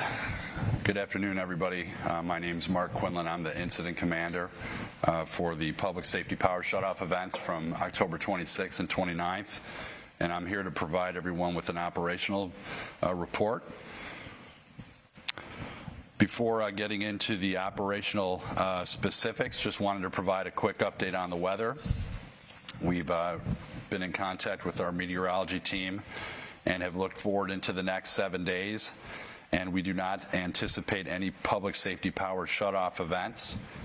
Actually, we're going to receive some sunny weather with general light winds. There's some potential for some gusty winds across Kern County and the far south end of our service territory. So that is very, very good news. We are going to keep the Emergency Operations Center open into this evening, and we'll be monitoring restoration efforts and the work that we're doing out at the Kincaid fire site as well. We will eventually deactivate and transfer command off to the incident commander representing PG&E out at the Kincaid Fire ICP. So for restoration update, we have had a good day. 34 counties impacted at one point or another. From Saturday the 26th all the way into the 29th, from public safety power shutoff have been 100% restored. Our crews are focused on safety inspections and performing restoration activity today in the counties that remain. We began the morning with approximately 40,000 customers out of service that were still related to one of the two PSPS events. And we've worked that number down all day. As of 5 p.m., right before this briefing, we have approximately 6,700 customers that remain without service, and we are still in the process of performing patrols and restoration. Our expectation is that we will be able to return service to everyone who can receive it by the end of the day today. There are some minor exceptions to that, the first one being the Kincaid fire footprint and the area of our infrastructure that is within the footprint or adjacent to it. Those folks will remain out of service until we have authorization to get in there and start removing or repairing our equipment under the direction of CAL FIRE. The other exception is any repairs that we need to perform on system based on the inspection results. I'll get into some inspection numbers in a moment, but we're still finishing out our patrols, and there's the potential that we can find some areas that might have small local damage. If we do, find that damage, we'll be looking to create a zone of protection and a clearance around that area of damage, and we'll be reducing the size of the outage to a very small section, and we'll be restoring electricity to the unaffected areas of the system if we find that damage. In terms of inspections and results, and these numbers are preliminary, and we expect them to grow over time. You can see on the slide behind me, we've processed a number of these all day. We have 156 confirmed instances of damage, and damage, is widespread, ranging from broken poles and wires down, trees into our lines, trees tangled in our wires, debris in our wires, and we've been able to remove that to make repairs all day. There's also 241 instances that are in the process of being reviewed. That would be on top of the 156 that have already been confirmed. And as mentioned, the numbers expected to rise, not only related to the patrols that we're performing this evening, but just the processing time as crews are turning in their paperwork and that data is getting back into our centers and back into the Emergency Operations Center. And we'll be following up with the total number of damage cases that we find in our 10-day report that's due to the Commission. I'll make the point again, as I did last night, that all of these potential hazards, or these real hazards that we're finding, could have been potential fire ignitions. And that's important to understand, and really is the foundation of why we have a PSPS program in the first place. If you can imagine, every one of these contacts to our lines results in some form of an arc flash event. And when that happens, there's an increased probability that a fire ignition could start due to the sparks and things that happen with that flash event. And if that happens while we're in a high wind condition with some of the winds that we've seen, which were quite substantial, an ignition starting in those types of winds is very, very difficult to control. And then, we're in a bad spot. So that's why we have that bias towards safety, and that's why we have this program. I want to transition to CRCs. So the Community Resource Centers, we had 70 locations open at the peak of the event. We're down to 16, and we are in the process of closing these as we restore service. That is not a decision that PG&E makes independently. We are engaged with the counties. We have a deliberate discussion with the counties when we're nearing 100% restoration in the county, and we ensure that the county is in agreement that it's okay to shut down the site. We don't want to just tie that automatically to restoration, because there may be other needs that the counties have for other concerns and challenges that exist. So we're working with the counties, have not had any requests to keep centers open. Just wanted to signal to everyone that this is not a PG&E decision independently. It's a joint decision with our agency partners. These counties these CRCs did include some amenities, including water, ice, blankets, things of that nature, food. And what we're doing with those supplies as we're demobilizing these sites, we've reached out, worked with the counties again, and identified community-based organizations, churches, and things like that would be interested in receiving that donation from us so that they could distribute it to those who may be in need. So that's been a nice ramp down this afternoon. Transitioning to the gas system, this is a Kincaid fire-related gas event. We had roughly 24,600 customers that had their gas turned off as a result of the Kincaid fire. Most of these areas were within the evacuation zone. We have had over 550 gas service reps and mutual assistance crews that we've brought in from other areas to help us performing relights and restoring gas service to our customers. And we've already been able to restore 3,000 gas services at this time at the beginning of the conference. There have also been approximately 1,000 homes where we have not been able to get in or make contact with customers. And I mention that because A, it's a big number. B, I just want to remind our gas customers in Sonoma of two very important things. Number one, do not attempt to relight your own pilot. Don't do that. Please call us. Call us at 1-800-743-5000 if you need to make an appointment with us. Do not attempt to relight your own gas pilot. Our gas people need to do some testing, need to do some pressure testing within your home and be there to do that pilot light for you. So I just wanted to reinforce that. That could be a safety hazard, and we don't want that to happen. So with that, I just wanted to recognize again that we are very in tune and understand the inconveniences associated with power interruptions, and we're impacted by this as well, and as are our friends or families, but we've been working real hard to get you back in lights, and we anticipate that being complete this evening. So with that, I'm going to turn it over to our President and Chief Executive Officer of Pacific Gas and Electric Corporation, Bill Johnson. Thank you, Mark. Good evening, everyone. I come before you tonight as a grateful person. Grateful to be at the tail end of a string of dangerous October wind events and the tail end of the power shutoffs we've done for safety during those events. I'm also grateful for some other things. First responders who are out there battling the wildfires across the state. I have great respect for those folks. For our customers and communities, for their patience and understanding as we've had these long shutoffs. For our state, county, and local tribal agency partners who've worked alongside us for much of the month.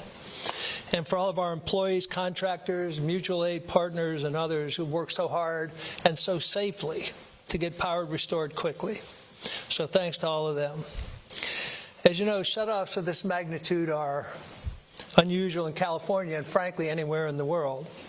Other California utilities are using the shutoffs, but nobody has as much territory as us or as much territory in fire threat districts. And these events have not been entirely popular. No one likes them, including the 20,000+ people that work at PG&E, but we've done them for one reason, and that is to prevent the devastating loss of life and widespread property damage we've seen in recent years when sparks from electric equipment turn into catastrophic wildfires. We've done this for public safety.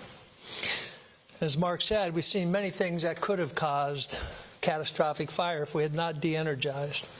Had 120 instances of damage in the October 9th non-fire, large-scale shutoff. October 26th and 29th, we found at least 150 instances. That number continues to grow as we do our review process. And given the speed of the wind and the climatic conditions, any one of these could have turned into a catastrophic event, but none of them did. So are shutoffs a perfect solution or a cure-all for wildfire? No. In fact, it's hard to think of any one action by any one entity that can solve the wildfire risk California faces. But a few points to consider. We will continue to improve our practices and procedures around public safety power shutoffs. We never actually want to turn off the power, but when we do, we want it to do it with precision. We want it to be as minimally disruptive as possible. And we want to keep communities and customers informed at all times. We've gotten better doing them, and a lot better over the course of the past month, but we know we can get better, and we'll be focused on that as early as tomorrow. Another point is that power shutoffs are just one part of our overall work to reduce the risk of fires from electrical equipment.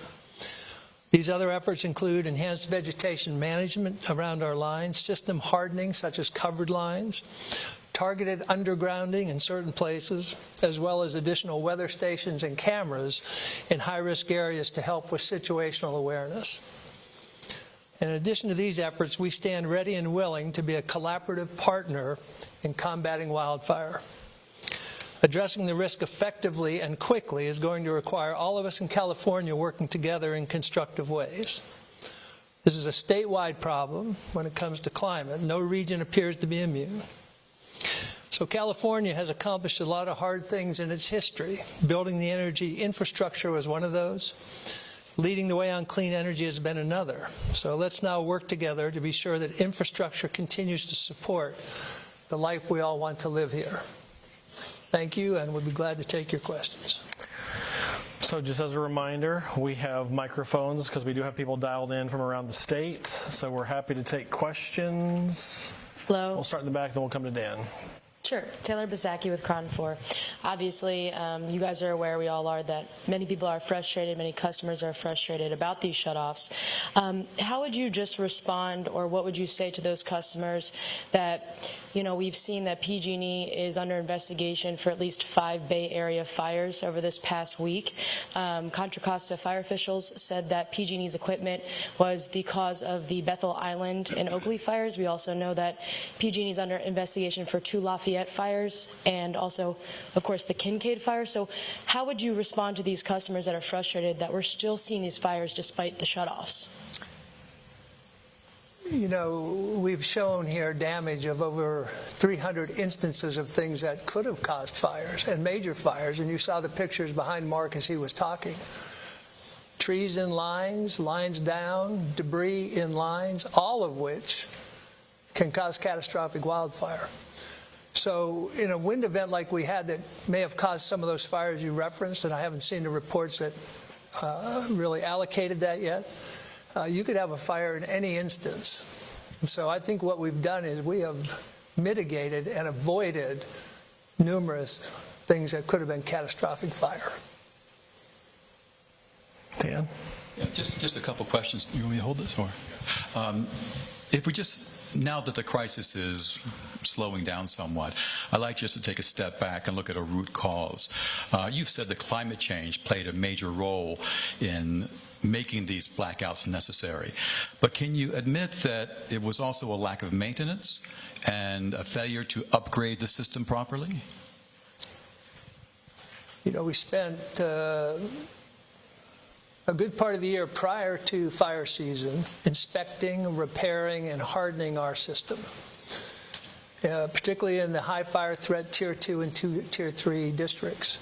We looked at everything. We fixed everything on a priority basis needed fixing. We have a very aggressive vegetation management well beyond the regulatory requirements. And I really don't think the items you've mentioned are a cause of these PSPS events. I think it's a climate. If you were here yesterday, you saw how the wind speeds have increased over the years, the number of dead trees, the amount of fuel on the ground, the humidity. I think that's the cause. Well, the argument's being made by the lawmakers and others that you diverted money meant for maintenance into shareholder profits. I mean, that's the line that's being used again and again and again for years and years. Is that accurate in your mind that that happened? So, as I've said, I got here May the 2nd, and I really haven't gone backwards and looked at that. When I get a free moment here after fire season, I'm going to study up on that question. But at the moment, I don't have a view on that. I hear it. All I know is that since I've been here, we've been inspecting, we've been repairing, and we have been preventing catastrophic wildfires. The other big picture question is now moving forward, you've talked about how you have basically a 10-year time frame where a lot of work has to be done to make these blackouts not necessary. Widespread reaction was, that's too long. What can we do now? How can we get this done now so these aren't necessary? Yeah, and when I talked about a 10-year period, I meant a 10-year period where PSPSs would get less every year, and at the end of 10 years, we'd be in a spot where we didn't need them. Right. I understand, we all understand, we're not going to do for 10 years what we've had to do this October. So what are we going to do? We are going to continue to inspect. We're going to harden the system, covered wire, tree wire, microgrids, resiliency zones. There's a number of things, and I think if we focus on those things harder, we can bring that time frame in, and will do so. Is there a dollar figure? How much more would it take to get it done much more quickly? Is there a limit on the money that you can spend right now? There's always a limit on the amount of money you can spend. We've spent a lot of money this year despite being in bankruptcy. I think a record amount of money on maintenance and these things. We'll just have to figure out going forward, budgets for next year, all those kind of things. So we still have the EOC open here. We're not thinking that far ahead quite yet. My only other question is, there are a lot of families who are right on the edge in terms of their finances. People are having a hard time affording putting food on the plate, yet here they are having to clear out their refrigerators. What do you say to people who just can't afford to restock their fridges and are losing all this food they've had in their households after these shutoffs? So these events can be hard on people, really hard on people, and particularly people who have struggles anyways. And, there are community-based things you can do, food banks, these kind of things. But for us, the main thing is we didn't cause any fires. For these people, we didn't burn down any houses. The Kincaid fire is still under investigation. I got that. But, one of the things we did was give them the opportunity to actually refill their refrigerator because their house is still there. All right, any other questions over here? Thanks. How many workers are currently inspecting or just in the field? How many overtime hours have they had to do, and how much has that cost PG&E? I can only speak to the number of workers. We had north of 6,000 employees that were supporting this effort, both in the field and in the office, and we also had quite a few employees come over from other states in the form of mutual assistance to help us. In the process of scaling that back now that we're returning to a normal configuration, if you will. So. And given some of the threats made for the last few weeks, are you doing additional training at all, or any other precautions? I wouldn't say we're doing additional training. What we're doing is reinforcing the existing training that we already have as it relates to PSPS events and some of the hazards that our employees face, not only electrical hazards or falling, line of fire type of hazards from falling objects from above. One thing we're doing a good job at is sharing the events when they happen with employees. It's powerful to spread that word across the entire fleet of employees. We have so many employees working in so many areas at the same time. An event could happen in this area near Red Bluff, and other employees hear it in the North Bay or in Sonoma County or Marin or whatever, right? So it's important for us to communicate those events in as close to real time as they occur. They come into the EOC once they're reported up into the safety officer that reports to me, and then we push a message out to all of our employees from the service center level out. And last question, is it just challenging hiring additional workers just to meet your needs? So we have a lot of workers that we redeploy in these things, and we had over 800 people who come and join us. At the same time, we still have 4,500 tree workers in the field, and so we have found good people who are willing to come and do the work with us. Okay, anybody else? All right, so anticipating that this is, we're going to reach our final customers this evening, early tomorrow morning. This will be our final briefing, so appreciate that. Our next phase to this operation will be conducting our after-action reports that Bill and Mark talked about, so we'll be focused on those for the next many days, understanding how we can get better at operating and executing this. So thank you. Appreciate your attentiveness, and we will hopefully not have to see you due to weather. Thank you very much.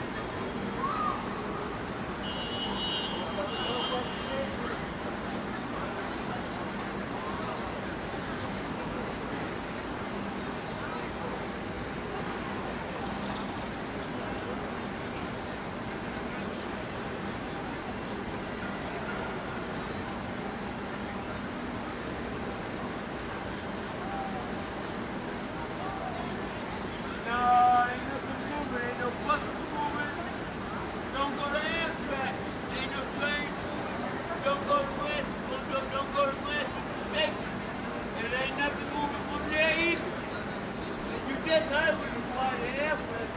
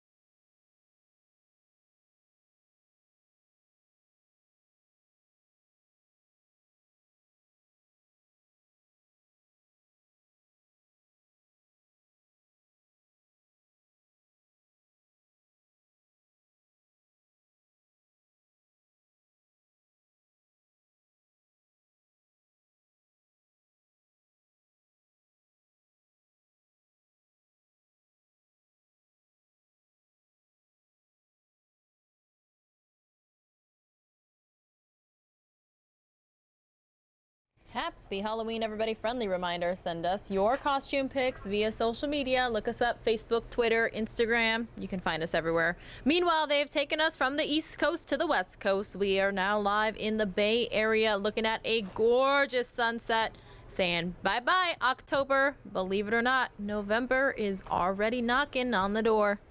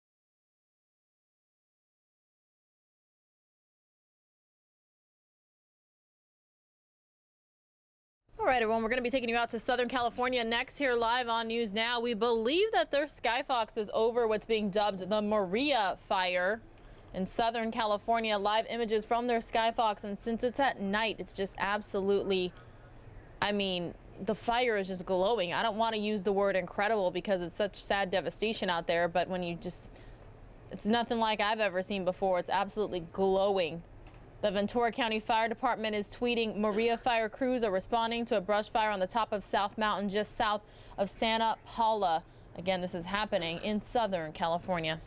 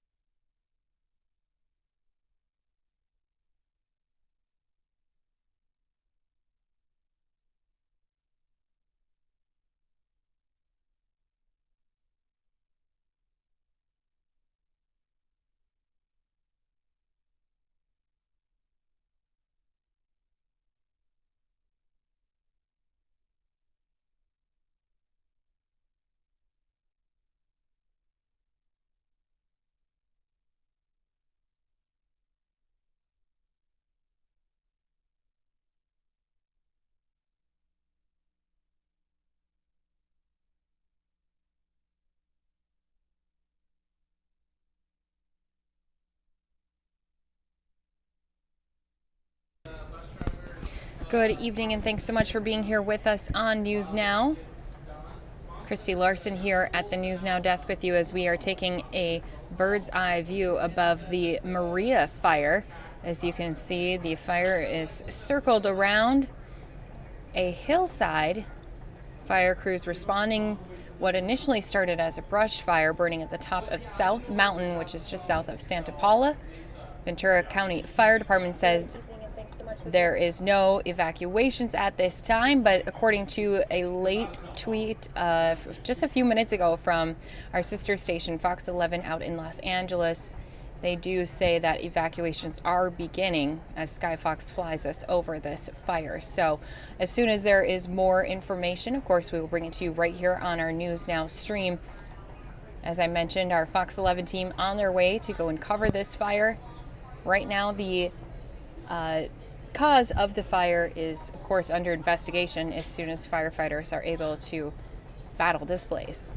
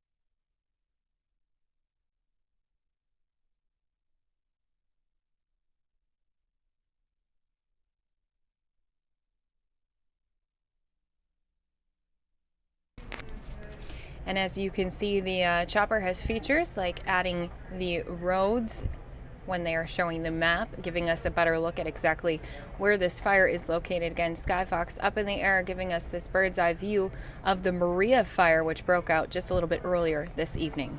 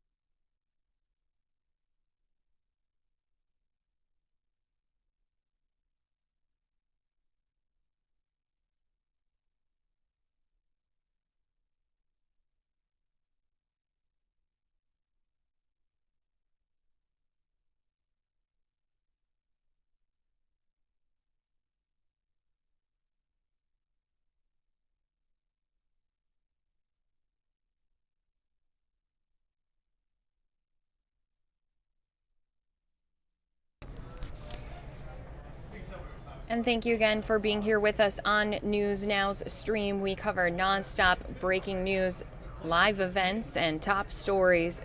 Bring them all right here for you guys. As you can see, we do have breaking news happening out of California as another new fire is underway. We did hear from our Fox sister station, Fox 11, Los Angeles. They said evacuations are underway. Cause of this fire is under investigation, and it did start off as a brush fire at the top of South Mountain, just south of Santa Paula, and you can see it is definitely spreading across that area. Now, Ventura County Fire Department says that they are going to be evaluating the situation as they continue to work on battling all of the blaze that we can see from Skyfox.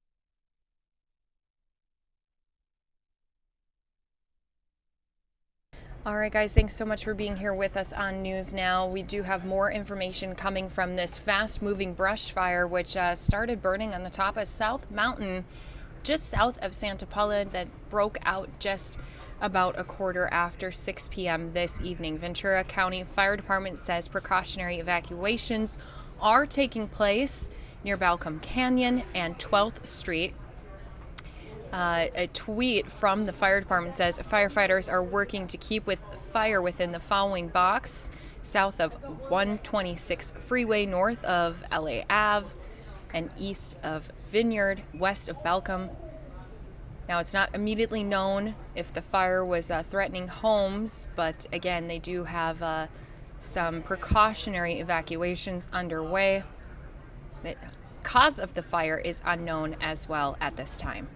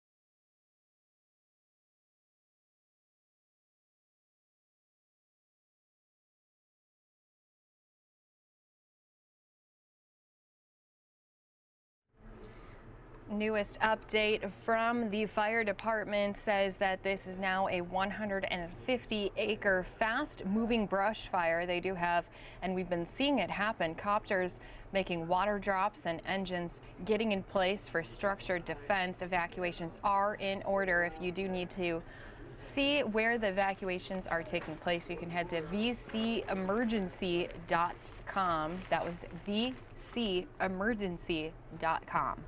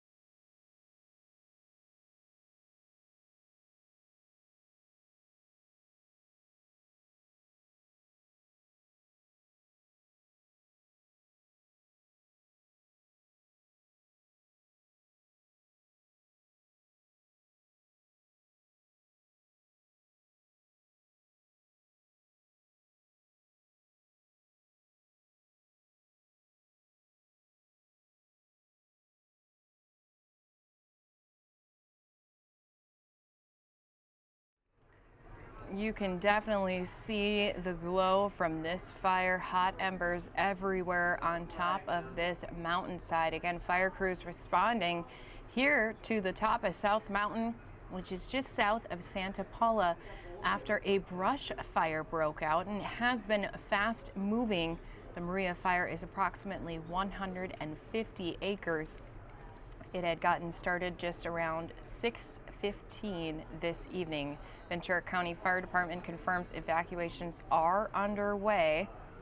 If you do want to see an evacuations map, you can head to vcemergency.com. I will put that in our lower third here in just a second. Now, structures are threatened and crews are already getting in place for structure protection. We've also seen a lot of fire helicopters making continuous water drops on these flames. And of course, an investigation will be underway about the cause of the fire. At this time, it is unknown.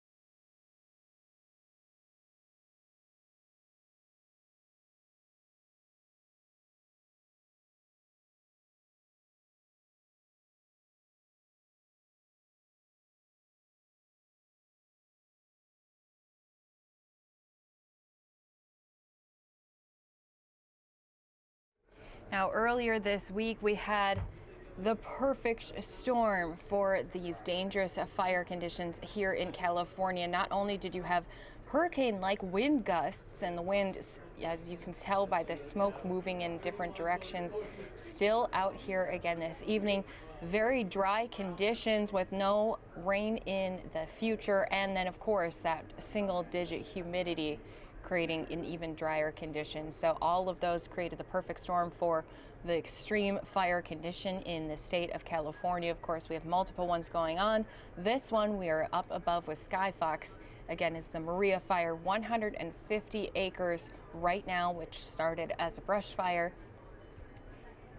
Crews are on scene, not only trying to help battle this blaze, but starting to get into protection mode for those structures that are threatened in the nearby area.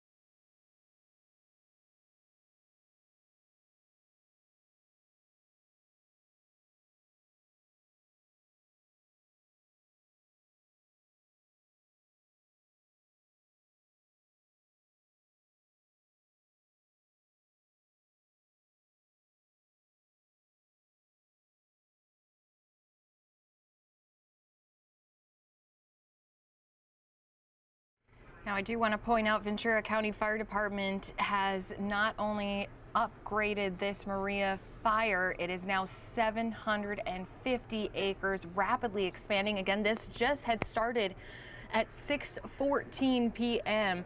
They do have evacuations being made, and we are getting that live look. I do want to quickly go to that evacuation map. I will be headed back out to the fire here in just a second. I'm going to put it in a double box, but expand it for you so that if you are from California, you can see this area.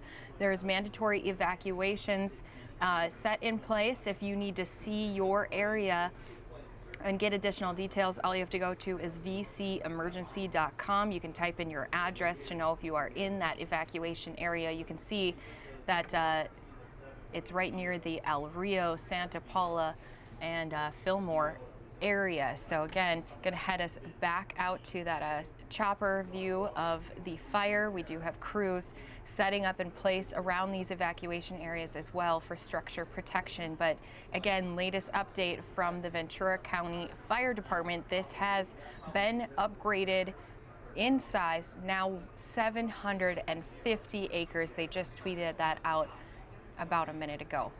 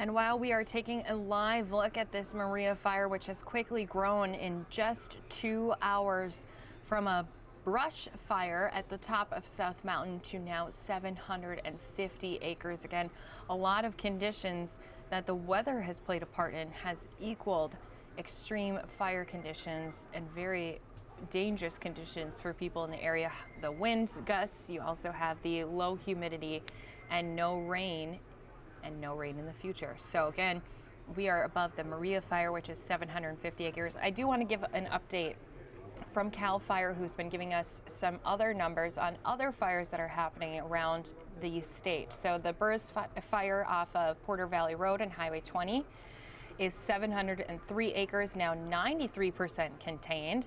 The 46 fire, which is off the 5300 block of 46th Street, and that is 300 acres, 50% contained. We have the Easy Fire, which is 1,800 acres, 60% contained. We also have the Copper Fire, which is 50 acres and 90% contained. Again, those are just some of the latest containment numbers coming in from CAL FIRE. One more for you, the Hill Fire is 628 acres, 90% contained. So again, right now we are currently getting a live look at one that just broke out at 6:14 p.m. here in Santa Paula, California. Evacuations are underway for surrounding areas as more structures become threatened, which started as a brush fire, now has quickly grown to 750 acres. You can see it is definitely burning bright. When the Skyfox chopper cam pulls out, you can see how thick that smoke is. It's blocking some of those city lights. And again, if you are in California, want to know if you're going to be affected by those evacuations, you can go to vcemergency.com and type in your address to see exactly what you may need to do.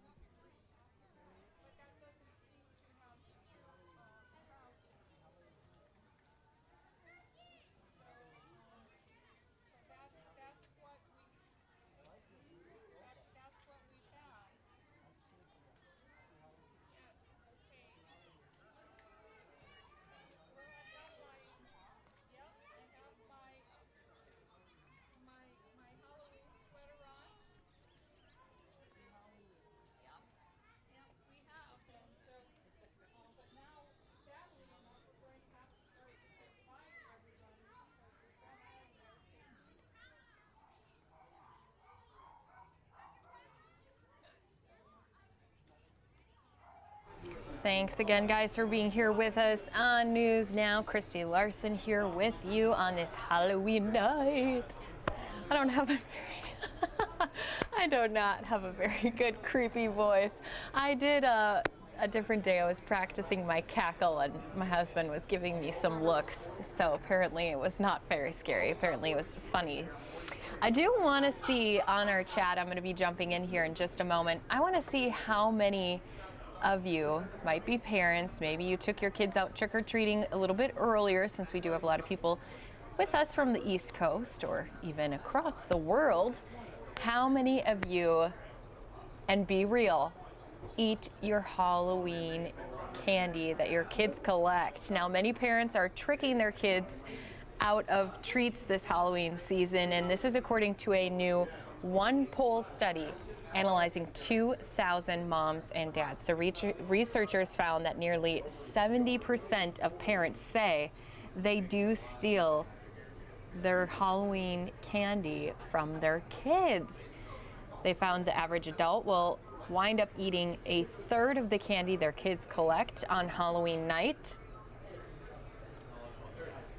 Analysts say more than 60% of parents report buying extra candy for trick-or-treaters just so that they will have leftovers to munch on. And I am so guilty of that. I don't even know if we will get trick-or-treaters at our house. This is the first year we're in a house, and my husband worked until later this evening.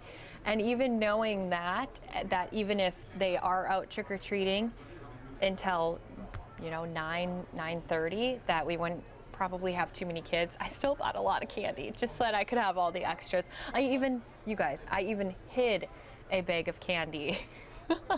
No one tell my husband, don't tell him. Anyways, so they do say that not only do the parents report buying extra candy to munch on when it comes to their theft, they found the top 3 places parents hide their stolen sweets are in the bedroom, behind pantry items in the kitchen, and on top of the refrigerator, because kids can't see up that high. So I want to jump in the chat here with you guys. Halloween candy, did you buy extras? Are you going to steal your kids?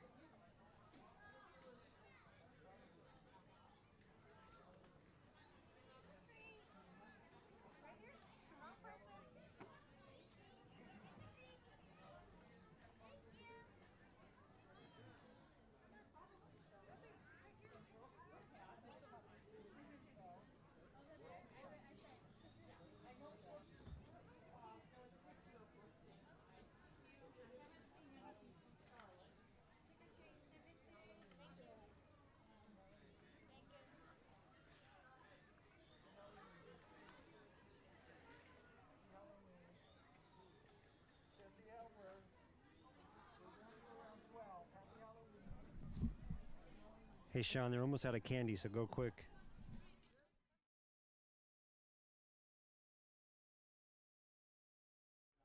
This was some video footage from a little bit earlier in the evening. Our own Fox station out there getting to see some of the trick-or-treaters. And speaking of Halloween, I do have some fun Halloween story, at least one fun Halloween story to get to here for tonight for you guys. Hi.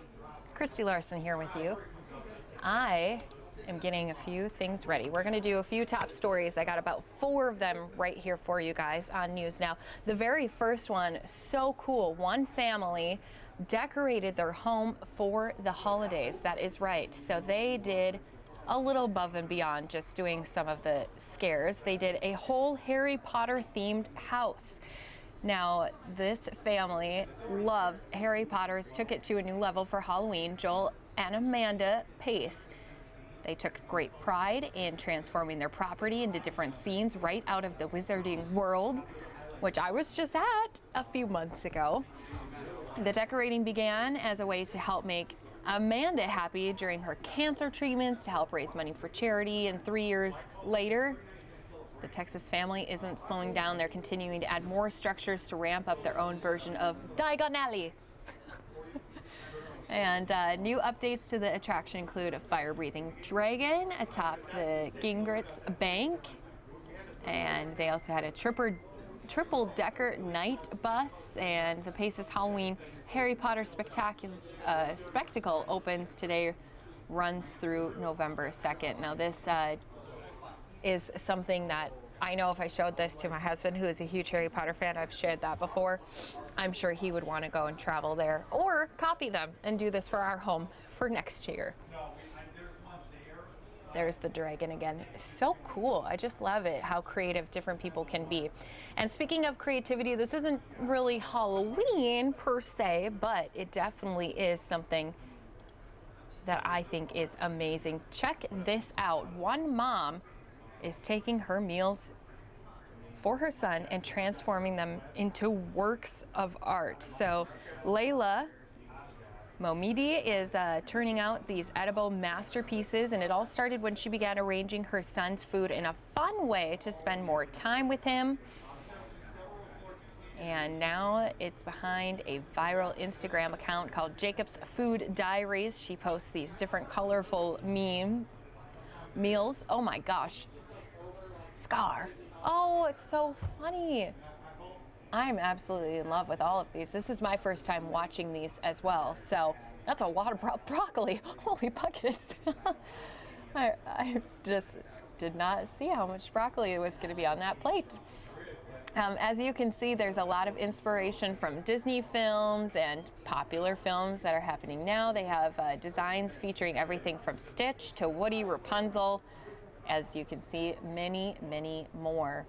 And she says her favorite material to work with is mashed potatoes. Of course, that's something that I have learned in the food business. What they do if you want to get a picture of an ice cream cone, they'll use colored mashed potatoes to look like ice cream so that it doesn't melt everywhere. It holds shape really nicely. And she did say that the creations take anywhere between 20 minutes to 2 hours long to make. Oh, Bing Bong. What was that? Was that his name from Inside Out? Gosh, she is such the artist. I just usually slap it on a plate or throw it in a bowl and just say, let's see who can eat it the fastest. And speaking of eating the fastest, that is exactly what this next story is all about, you guys. This is a burger that you have to eat in 9 minutes. So this is Thailand's biggest burger.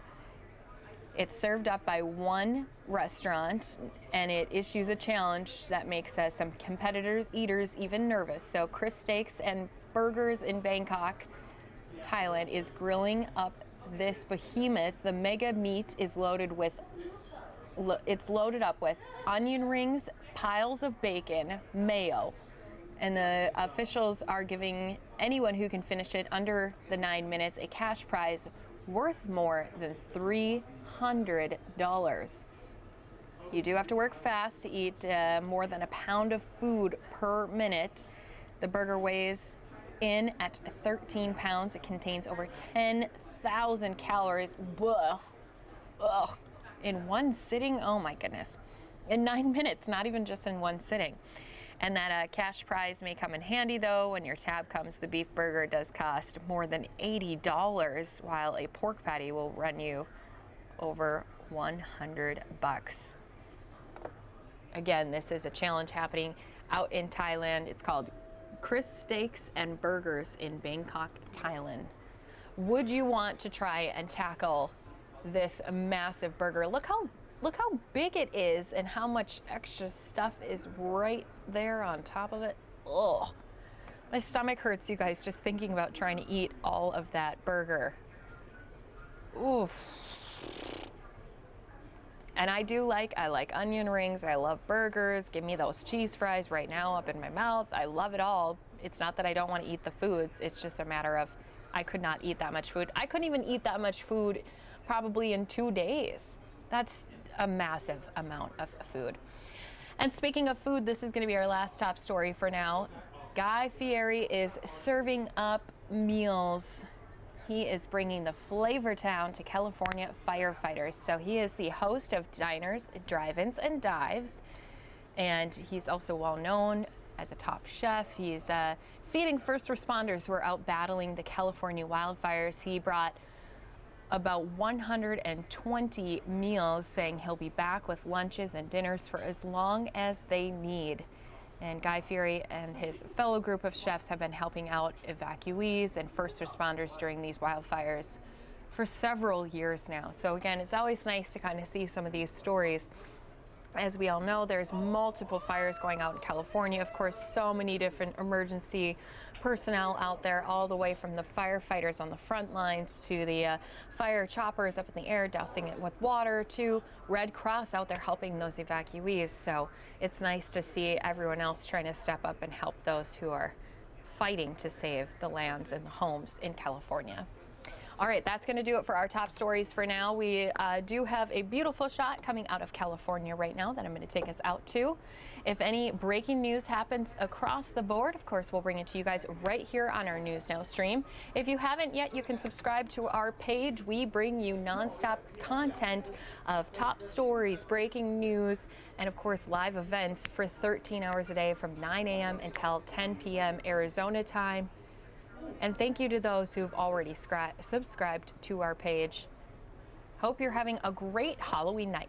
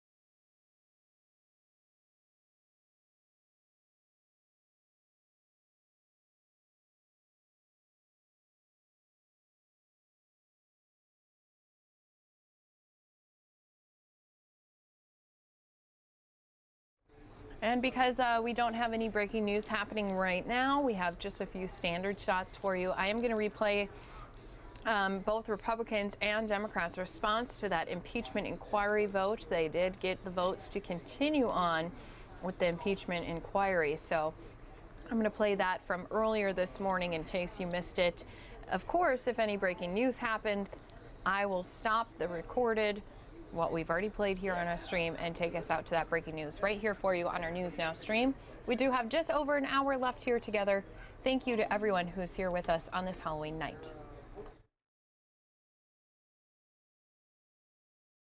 So divisive to the country that unless there's something so compelling and overwhelming and bipartisan, I don't think we should go down that path, because it divides the country. Today, the country just witnessed the only bipartisan vote on that floor was against. The question to the Speaker are the same questions I provided in a letter about the unfair process that we had. What has changed since March? In all the hearings, there's nothing compelling, nothing overwhelming. So the Speaker should follow her own words on what bipartisan vote on that floor and in the sham that has been putting this country through this nightmare. That's exactly what this vote shows today. I want to call up our whip, Steve Scalise. Thank you, Kevin. And when we talk about the vote, I think it's important to note when you see that not only did every single Republican reject this Soviet-style impeachment process, but we were even joined by Democrats who couldn't stand it anymore. If you look at where we are right now, we're at an important point in history. Clearly, there are people that we serve with that don't like the results of the 2016 election. And that's their prerogative. But the country next year will be deciding who our president is going to be. It should not be Nancy Pelosi and a small group of people that she selects that get determined who's going to be our president. If you look at the resolution today, they talk about fairness.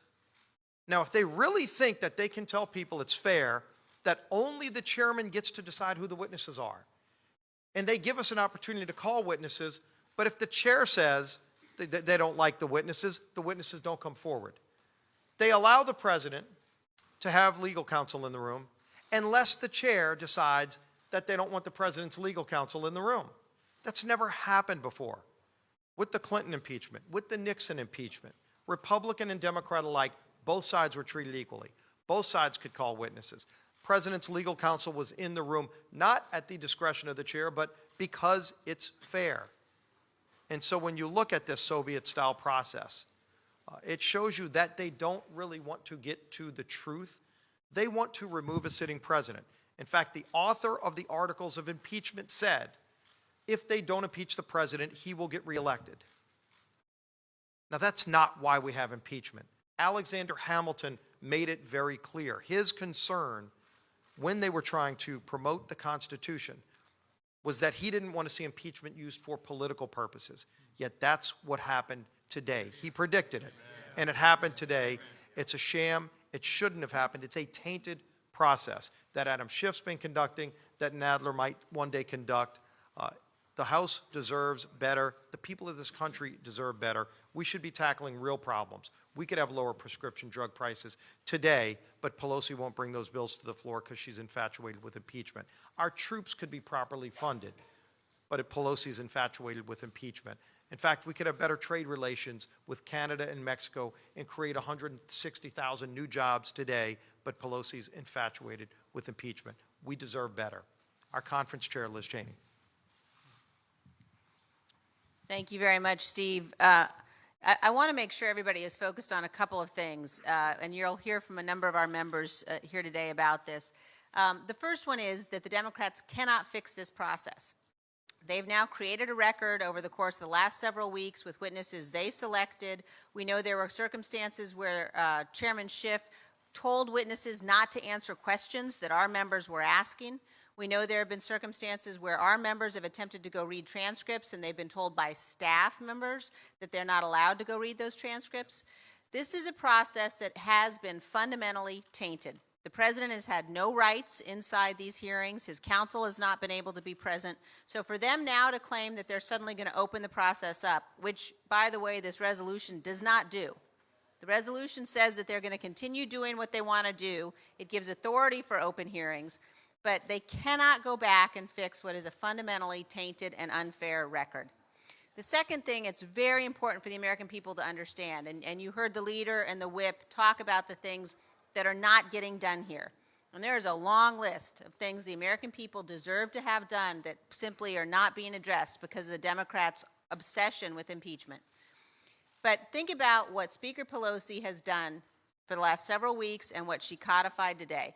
What she did today was she said she is going to take the Intelligence Committee of the House of Representatives, which is arguably the single most important committee when it comes to our oversight, when it comes to the national security of this nation. And she has told them, stop all focus on any issue that has anything to do with the national security of the nation. You saw Democrats on the floor of the House arguing that somehow it was Republicans who were putting politics above national security.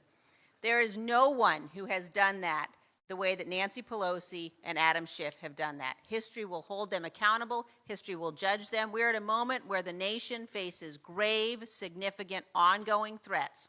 And she has completely neutered the Intelligence Committee. She has said they must be focused on a partisan impeachment process and not their oversight obligations that we have as a body, that we have as an important branch of this government. And they'll be held accountable for that. Now I'd like to turn things over to the Republican leader of the Oversight Committee, Mr. Jordan. Thank you, Liz. I want you all to think about something. This morning, I was in an impeachment deposition, but then had to leave that to come to the floor for a vote on the rules for impeachment. That's what, that says it all about this entire process, and it is a sad day. It really is for this country. What the Democrats have put our nation through for now almost 4 years. You go back to July of 2016 when they opened an investigation into the president, then candidate Trump, and spied on 2 American citizens associated with the presidential campaign. I bet that has never happened in American history, but that happened in 2016. And all we went through with the whole Mueller thing, and now this. And now this today. This, as the whip has said, this entire sham process, it is 4 facts have never changed and they will never change. 4 fundamental facts. We have the transcript. There is no conditions in the transcript. There's no quid pro quo in the transcript. Even the day after the call came out, Democratic chairmen were saying, well, there's no quid pro quo there, but we're going to keep on doing what they've been putting our country through. Second, the 2 individuals on the call both have said, President Trump, President Zelensky have both said there was no pressure, no pushing, nothing. Third, the Ukrainians didn't know aid had been held up at the time of the phone call. And fourth, and most important, what action did they take? What action did President Zelensky take or the Ukrainians take to ever free up the aid that was held up? They did nothing. No statement, no announcement of any type of investment. Those facts have never changed, will never change, but they don't care. They are trying to impeach the President of the United States less than 13 months before an election based on an anonymous whistleblower with no firsthand knowledge who has a bias against the President. It's reported that the whistleblower worked with Vice President Biden, and on it goes. The American people see this for what it is because the American people are fair people. They are just people. They are people with common sense, and they will not tolerate this. And I appreciate the leadership of our leader and our team and how we all voted against this because we see it just like the American people do, and we know it. We just know it's wrong. And I'd like to call up our ranking member on the Foreign Affairs Committee, Mr. McCall. Thank you, Jim. You know, for 38 days, we've witnessed a one-sided investigation in the most secret room in the United States Capitol, without an opportunity to call witnesses on our side, without White House counsel present. This defies historic precedent. Adam Schiff stated to us, to Jim and myself, we've been sitting through these depositions that because the DOJ declined an investigation, that he is now deemed to be both the prosecutor and the grand jury. I was a federal prosecutor. Adam Schiff was too. He knows better. You can't be both. The American people have been shut out of this process, defying democracy itself. Every time we get close to a witness, close to the whistleblower, we get shut down in that room. And you have to ask yourself this question: why? Why does Adam Schiff not want us to ask those questions? What was the role of the whistleblower? What role did Adam Schiff have to the whistleblower? What role did his staff have to the whistleblower? For one man to turn this country upside down, to have this vote today. Our founding fathers warned about this in the Federalist Papers, that a future Congress at some point in time would base an impeachment not on guilt or innocence, but rather on partisan politics. Partisan politics. Sadly, today, in this chamber, their worst fears have been realized. And with that, I'd like to turn it over to Lee Zeldin on the House Foreign Affairs Committee.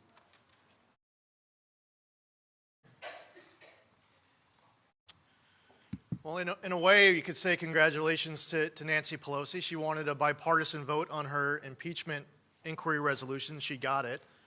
It was a bipartisan vote against her impeachment inquiry resolution. There are a number of other Democrats who chose to vote the wrong way, who should have voted no, and they won't be here to serve with us anymore come January of 2021. Nancy Pelosi, as the leader of her conference, has chosen to sacrifice a few of her own members. Those members are going to lose for all of the right reasons. Because, as we've seen during this past vote, staffers were running around the Democratic side of the aisle begging members, don't cheer, don't clap. The eagerness, the happiness that Democrats have and their enraged liberal activist base at home has to rip the country in half. We're here. Steve Scalise just talked about wanting to unite our country, to work together to be able to pass USMCA, to reduce the cost of prescription drugs. But instead, we have colleagues who have gavels who are eagerly ripping our country in half. We've been saying for weeks that not only should there have been a vote to launch an impeachment inquiry, but that vote should ensure that the transcripts are released, ensure that Republicans are able to call witnesses, that there should be an equal allocation of staffing, that the President's counsel should be present at these hearings in order to cross-examine witnesses and present evidence. Every single thing that we've been saying over the course of the last few weeks on those points aren't here in this resolution. Now, Adam Schiff, as Mike McCall just pointed out, is the prosecutor, the judge, the jury, the chief strategist for lying and leaking. A couple days ago, he crossed into this new territory called witness coaching, and he wasn't very good at it. And it's not just getting close to the whistleblower. Get this, the jurisdiction of the Intelligence Committee is to look into intelligence-related matters. But Adam Schiff decided 2 days ago, in his most recent rule change, that in no way, shape, or form can you ask any question that has anything to do with the intelligence community. Now, you all are being used. Some of you are happy about it, some of you are not. But many of you are reporting 0% of the story. There was one story that came out yesterday in Politico that was filled with falsehoods. Just somebody lied to you. I watched CNN last night and I saw a host, one allegation after another, say stuff that just was not true. Your sources, those Dems in that bunker, are trying to create a narrative because Adam Schiff aspires to write the world's greatest parody. And I'll tell you what, right now as we're here, 2 floors below us, in the bunker, Adam Schiff's bunker in the Capitol basement, Adam Schiff is tearing up his parody. He's going to have to rewrite it. Why is that? Well, we can't talk about, they say, the substance of the depositions, but I'll tell you, isn't it kind of curious that you don't know what's going on today with Tim Morrison in his deposition? Why is it that you don't have the information, the opening statements? He was Alex Vinneman's boss. On the substance, as Jim Jordan just pointed out, the Ukraine aid was not even known to be held up by Ukraine. They did not say anything to us until just before it was released. And then it was released. And as Jim Jordan pointed out, guess what Ukraine had to do in order to get that hold released? Nothing. Now, Adam Schiff needs to release all the transcripts right now. Yes. On behalf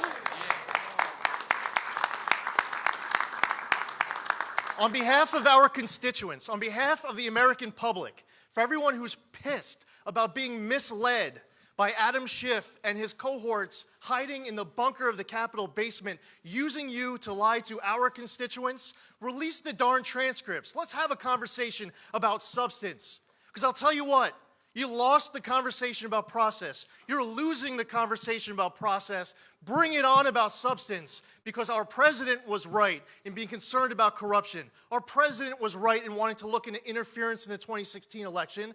And the president of the United States is right to be concerned about a corrupt foreign company run by a corrupt Ukrainian oligarch hiring the son of the vice president with no energy experience, no Ukraine experience for at least $50,000 a year, $50,000 a month, and then the vice president of the United States, who was literally the most conflicted person out in the Obama administration to be running point with Ukraine, goes over to Ukraine and threatens the loss of $1 billion if they don't immediately fire the prosecutor who had an open investigation into Burisma and Zlochevsky. And I don't believe that Zlochevsky, Burisma, Joe Biden, Hunter Biden should be immune from scrutiny just because Joe Biden is running for president. And if that's not illegal, it should be illegal.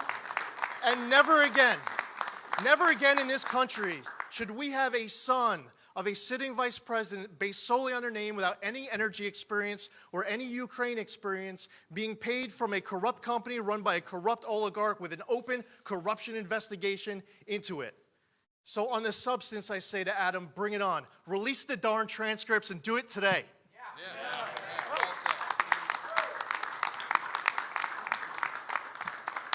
And now I'd like to ask the Republican leader of the Judiciary Committee to join us, Mr. Collins. Thank you, everyone. What you've heard so far is very true, but as I said on the floor today, what you saw in the House was a very dark cloud falling upon this democracy.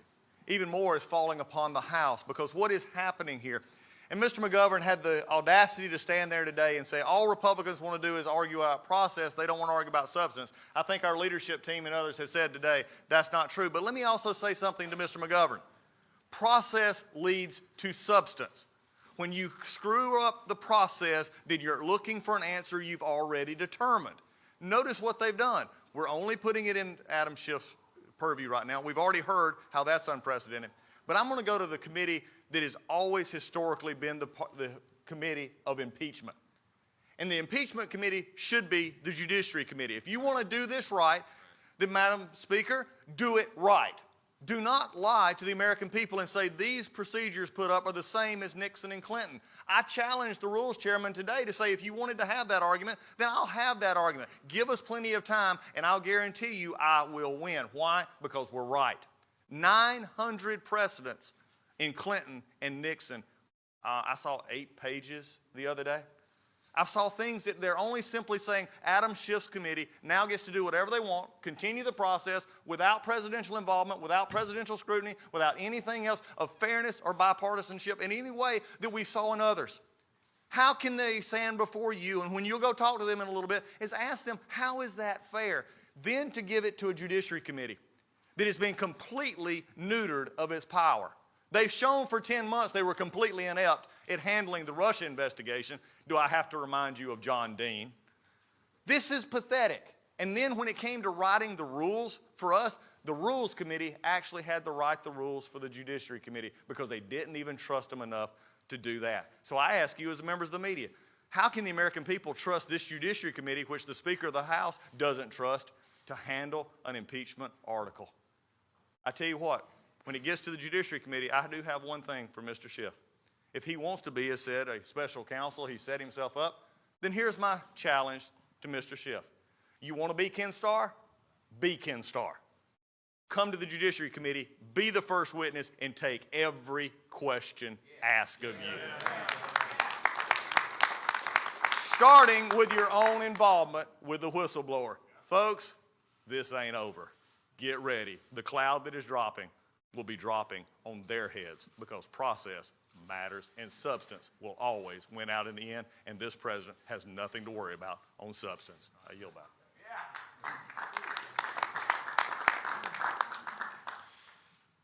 Congress will go back to their districts for a week. Tomorrow will be November 1st, 1 year before voters cast a vote, not just for Congress, but for president.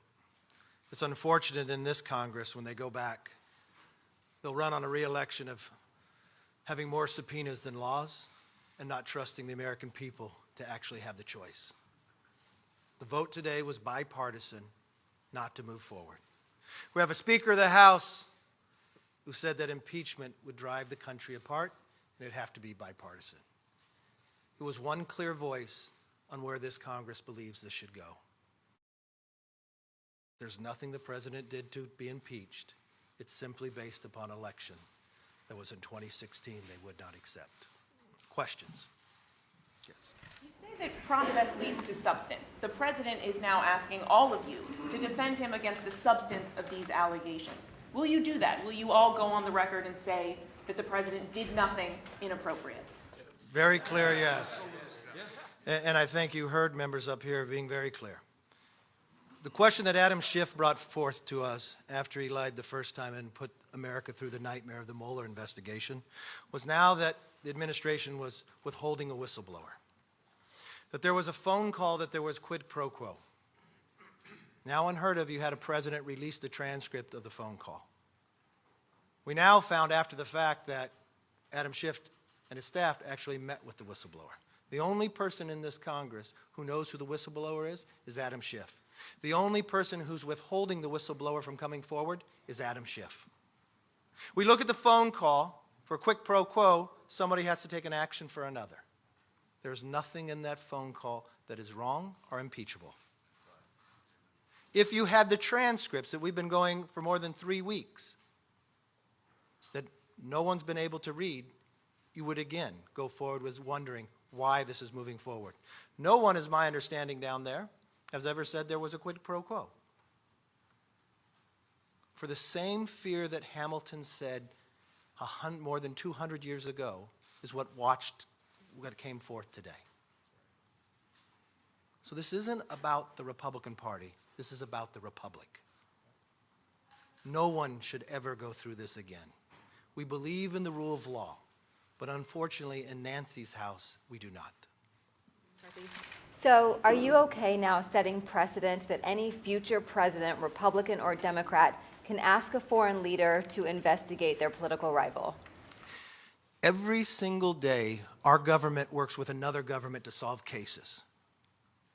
What the president asked for was an open case that the Attorney General was already investigating.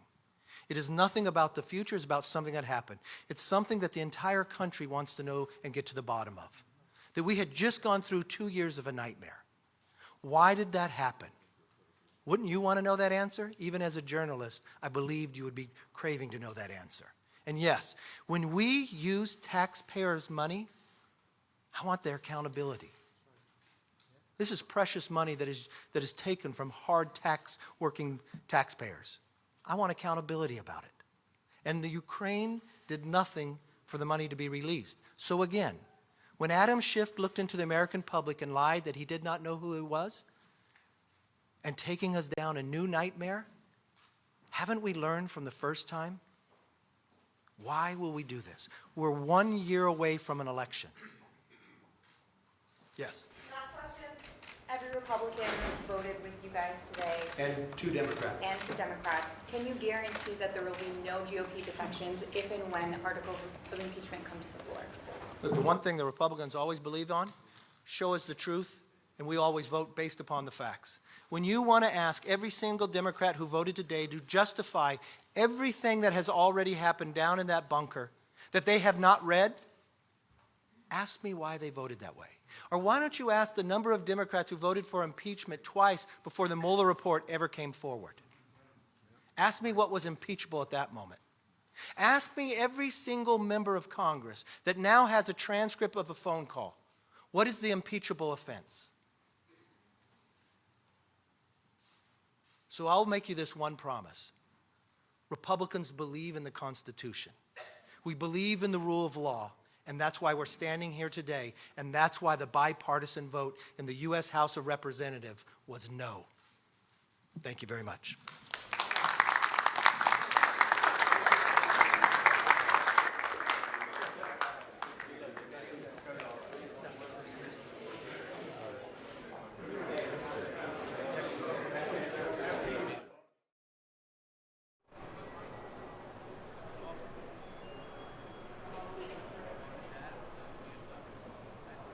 By withholding that money, he's taking an asset of the United States, not a personal asset of the United States, and withholding it to try to coerce the leader of another country to help him in his political election. I mean, if that isn't crazy,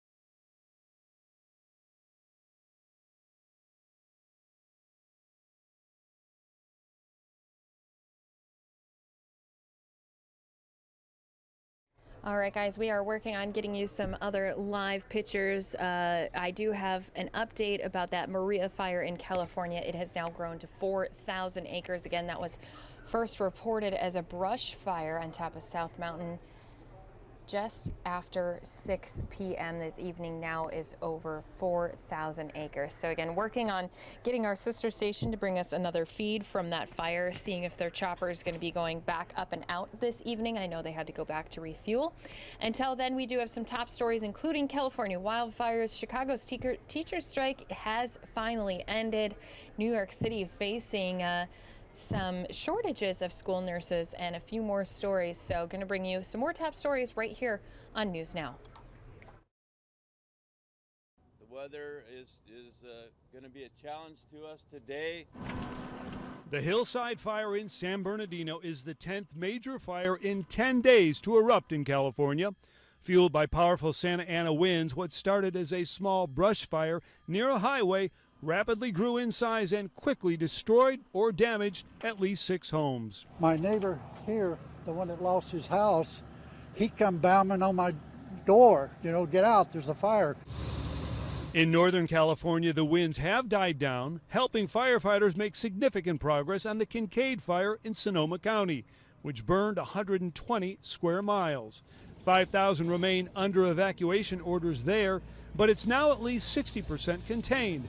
And the power that was cut in some places to prevent new fires from sparking if winds drove down power lines is starting to come back on. The good news is we are turning the corner.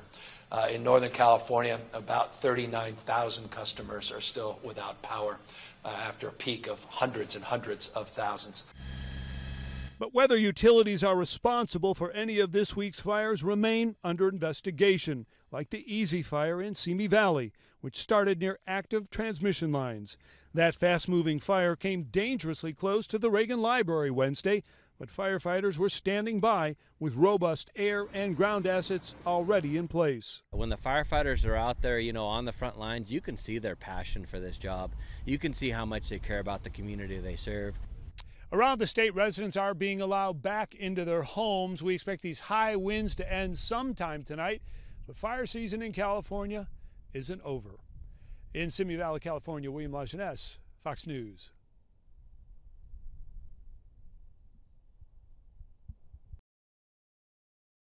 The 11-day Chicago teachers' strike comes to an end. They were back on the picket line Thursday despite reaching a tentative agreement with the city.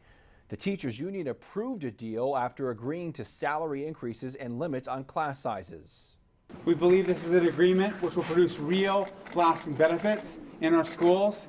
It's a contract that we can believe in. But there was still one more point of contention: how to compensate for the 11 days lost by the strike. Chicago teachers wanted to add all 11 to the end of the school year. Mayor Lori Lightfoot previously struck down the request, accusing teachers of moving the goalpost. But on Thursday, the two sides agreed to add 5 days to the end of the year to make up for the lost time. We believe that this was the right outcome to make sure that we got our kids back in school. And I'm grateful that it's over. I'm grateful that we've got a 5-year deal, and it's time for us to move on and focus on our kids. The historic walkout affected some 350,000 students who head back to school on Friday. Throughout the strike, teachers themselves said they just wanted to get back to work. It's tragic that we've had to do this, but I think if you talk to any teacher, everyone will say this has been exhausting, but it has been worth it. The agreement also adds support staff to every school, and it still needs to be ratified by rank and file members. In Chicago, Matt Finn, Fox News. We have this system where we have hundreds of holes every single day that are being filled by contract nurses, so temporary nurses. The roster for available school nurses is looking a little sickly these days. There's concern hundreds of New York City schools go a partial or full day without a school nurse on site. There are roughly 2,000 schools in the city. According to Kimberly Watkins with CEC3, over 700 of those schools have some sort of nursing gap that they need to fill each day. One of those schools is the Riverside School for Makers and Artists. We learned through our council that we have 50 schools every single day in the city that don't have coverage at all. The problem with this employment shortfall, the workforce is split. Therefore, the response is too. The DOE employs a certain number of nurses in our schools. The Department of Health employs certain nurses in our schools. They have two different pay structures, two different union representations, and we're competing with private nurses that pay better, and then these contract nurses. So it's a really tangled web. This is a problem especially concerning for parents whose kids need constant medical attention or medication. The principal at Riverside Makers and Artists told me they don't have a vacancy now, but they've dealt with this very issue in the past. Parents we talked to are upset they weren't made aware, but they're also grateful they didn't find out the hard way. Right now it's not on my radar. Thankfully, nobody's gotten hurt, so it hasn't been an issue thus far. I'm also a teacher, and in my school, like, the nurse is there, like, all the time. We reached out to both the Department of Ed and the Department of Health about this nursing shortage, but we didn't hear back from them. Reporting on the Upper West Side, Teresa Priolo, Fox 5 News. 8-year-old Jediah Batts, who loves to play with his toy Beyblades, also takes pride in his appearance. He likes the way his hair looks. I love the style. How come? Because Tiffany can make different kinds of braids, Spider-Man and this. Trouble is, hairstyle became an issue the first week of his new school at the Immaculate Conception Catholic Academy in Queens. His grandmother says the principal there told her Jediah's braids are a violation of school policy. She hugged him and then patted on his head and said, "This is not acceptable."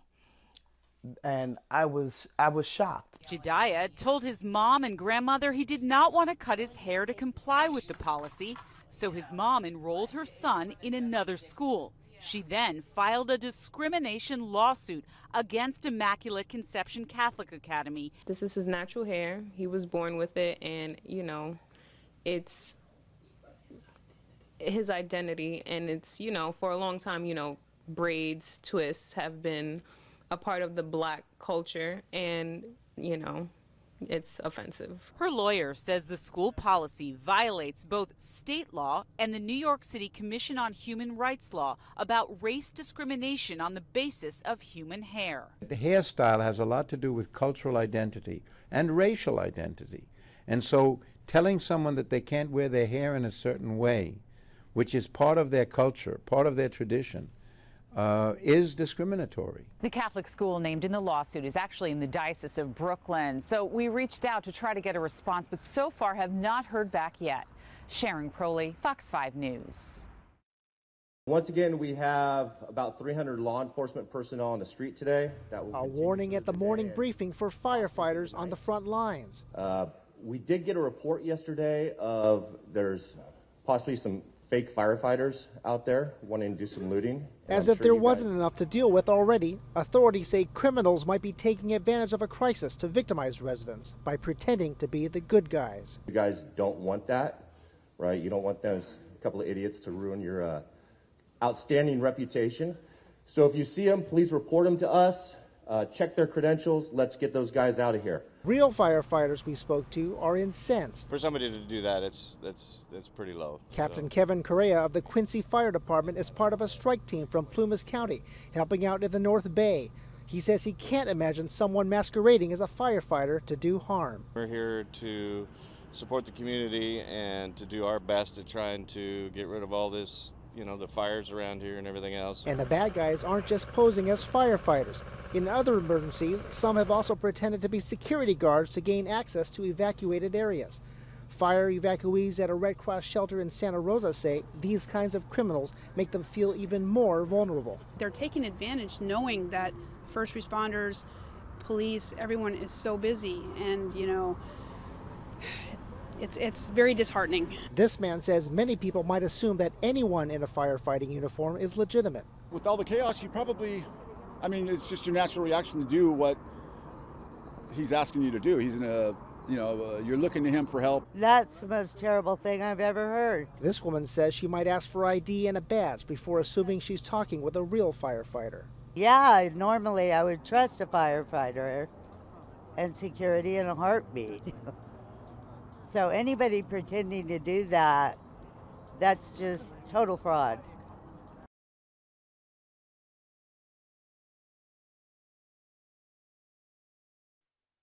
knew that when they hired me that I was going to be a little bit slower. Jennifer McCarthy says she was just fired from her service job at the new Wormtown Brewery at Patriots Place in Foxborough. She claims it's because of her prosthetic leg. I usually don't really make big deals about this stuff, but this was literally as discriminatory as it can come. McCarthy says the new brewery had its first busy day with a Patriots game Sunday, and with the downpours and crowds, she had to go at her own pace to avoid getting hurt. I remember stopping and trying to dry my feet, and I got yelled at to keep moving. McCarthy says her manager called Tuesday, firing her for not keeping up. We generally want to foster a rewarding and supportive environment for all of our family members. David Fields is one of Wormtown's owners. He says he can't comment on specific personnel matters.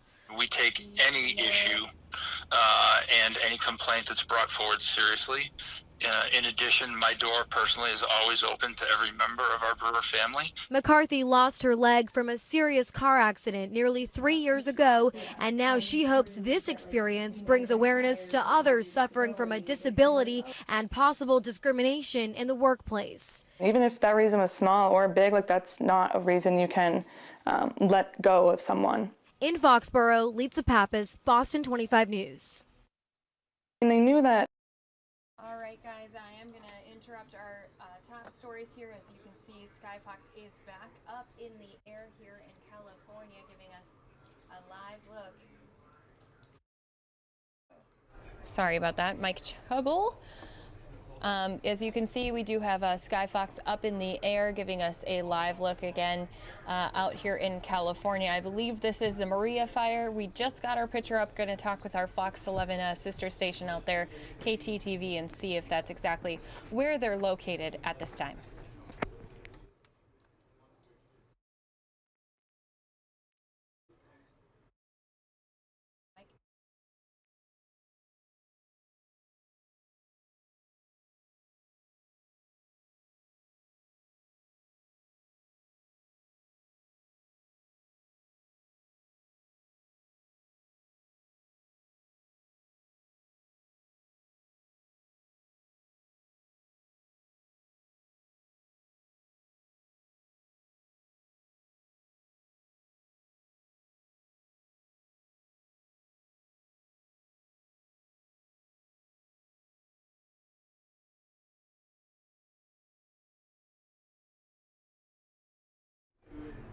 So right now, I believe we are up at the Maria fire. Evacuations have been put in order as the newest updated size for this fire just 9 minutes ago. They do say, and when I say they, I mean the Ventura County Fire Department says that this is now just under 4,000 acres. It is still rapidly expanding.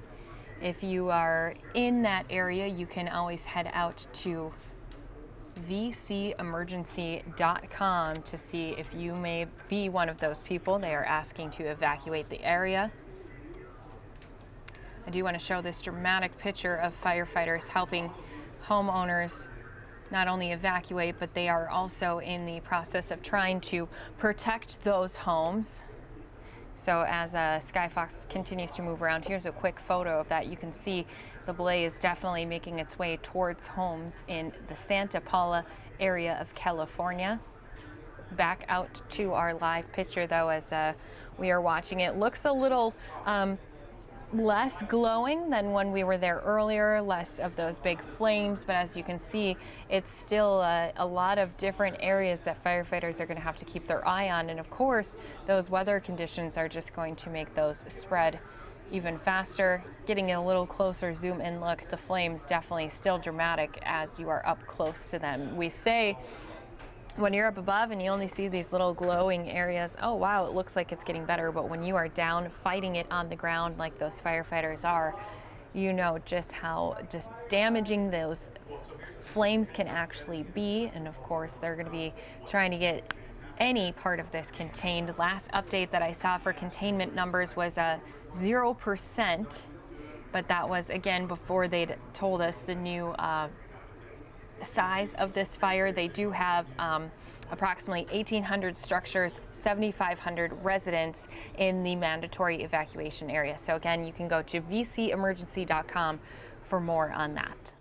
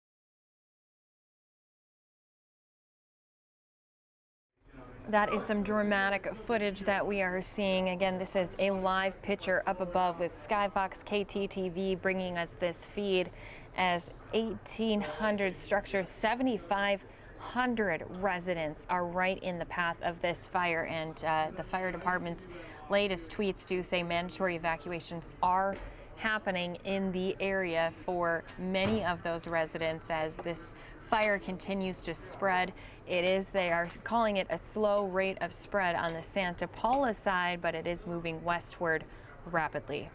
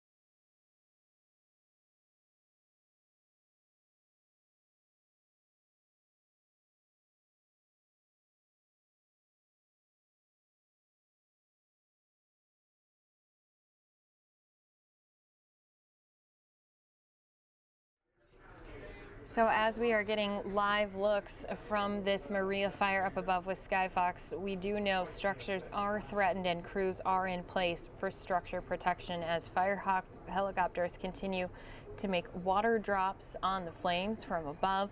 They do have about 250 firefighters battling the Maria fire on the ground and in the air. Additional crews have been requested, which includes 2 strike teams from the Los Angeles Fire Department, each comprising of 5 engines and a battalion chief. Now, firefighters are working hard to contain the fire within the evacuation boundaries. Right now, the percentage is still at 0%, the latest we have heard. Firefighters are working to contain the fire within those evacuation boundaries. The evacuation area, as we've been saying, has 1,800 structures that include homes and 7,500 residents. Now, the fire has a slow rate of spread on the Santa Paula side, but fire officials do say the blaze is moving westward at a rapid pace, and there are road closures in the immediate areas of that fire zone, and they still don't know the cause of this fire. It's going to be under investigation. Again, obviously crews working on getting those flames, protecting those homes, and getting the containment numbers up before they would do their investigation into the cause of this fire.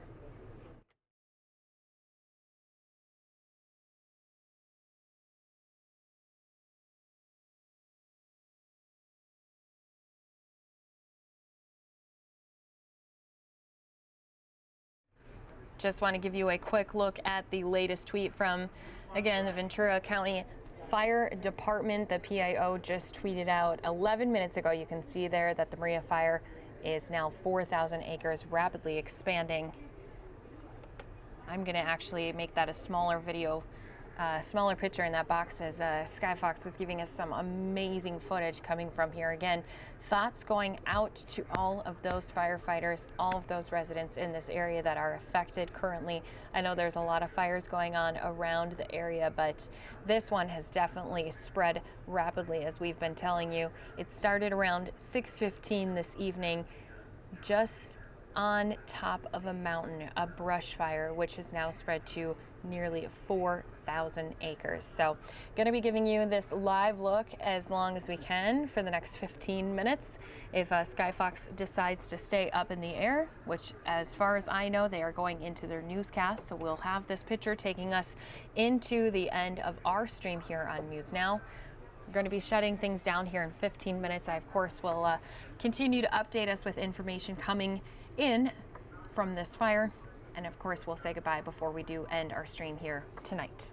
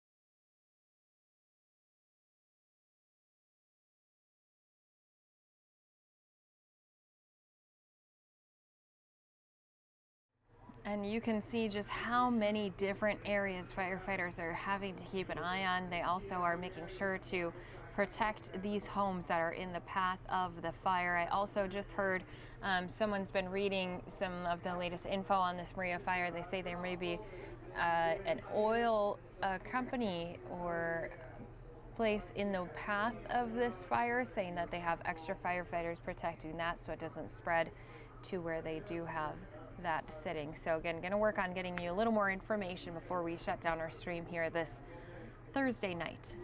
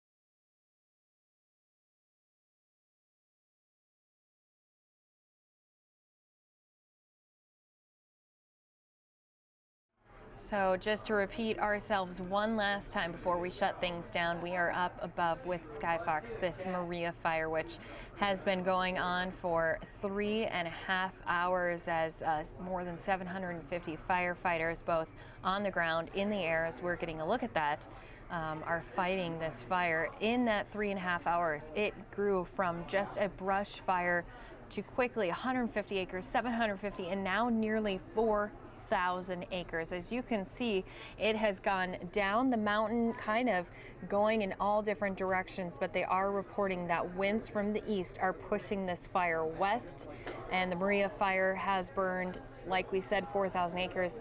It is at 0% contained right now. They do have firefighters working on trying to not only get those containment numbers up, but also protect the 1,800 structures that are in the way. Homes, 7,500 residents are in the path of this fire. I did see some tweets about some people saying that there is an oil structure also in the area that may be in the path of this fire. Obviously, firefighters trying to strategically place themselves around this area and throughout. If you do know people who are in this area who may need to evacuate, you can always tell them to go to vcemergency.com. There are road closures around the area, and the cause of the fire is still under investigation. So I'm going to be getting things ready to shut down our stream here on this Halloween night. Thank you to everyone who has been here with us throughout the day. I'm going to say goodbye here in a couple of seconds once I get things ready to be shut down.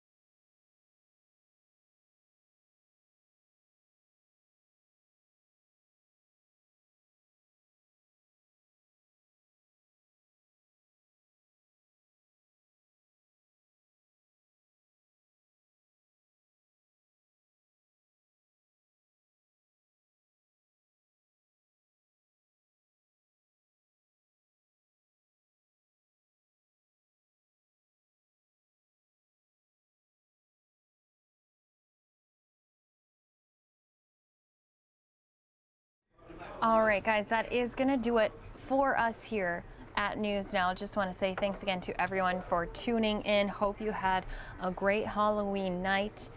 Of course, we will be right back here streaming for 13 hours of nonstop news coverage, breaking news and top stories.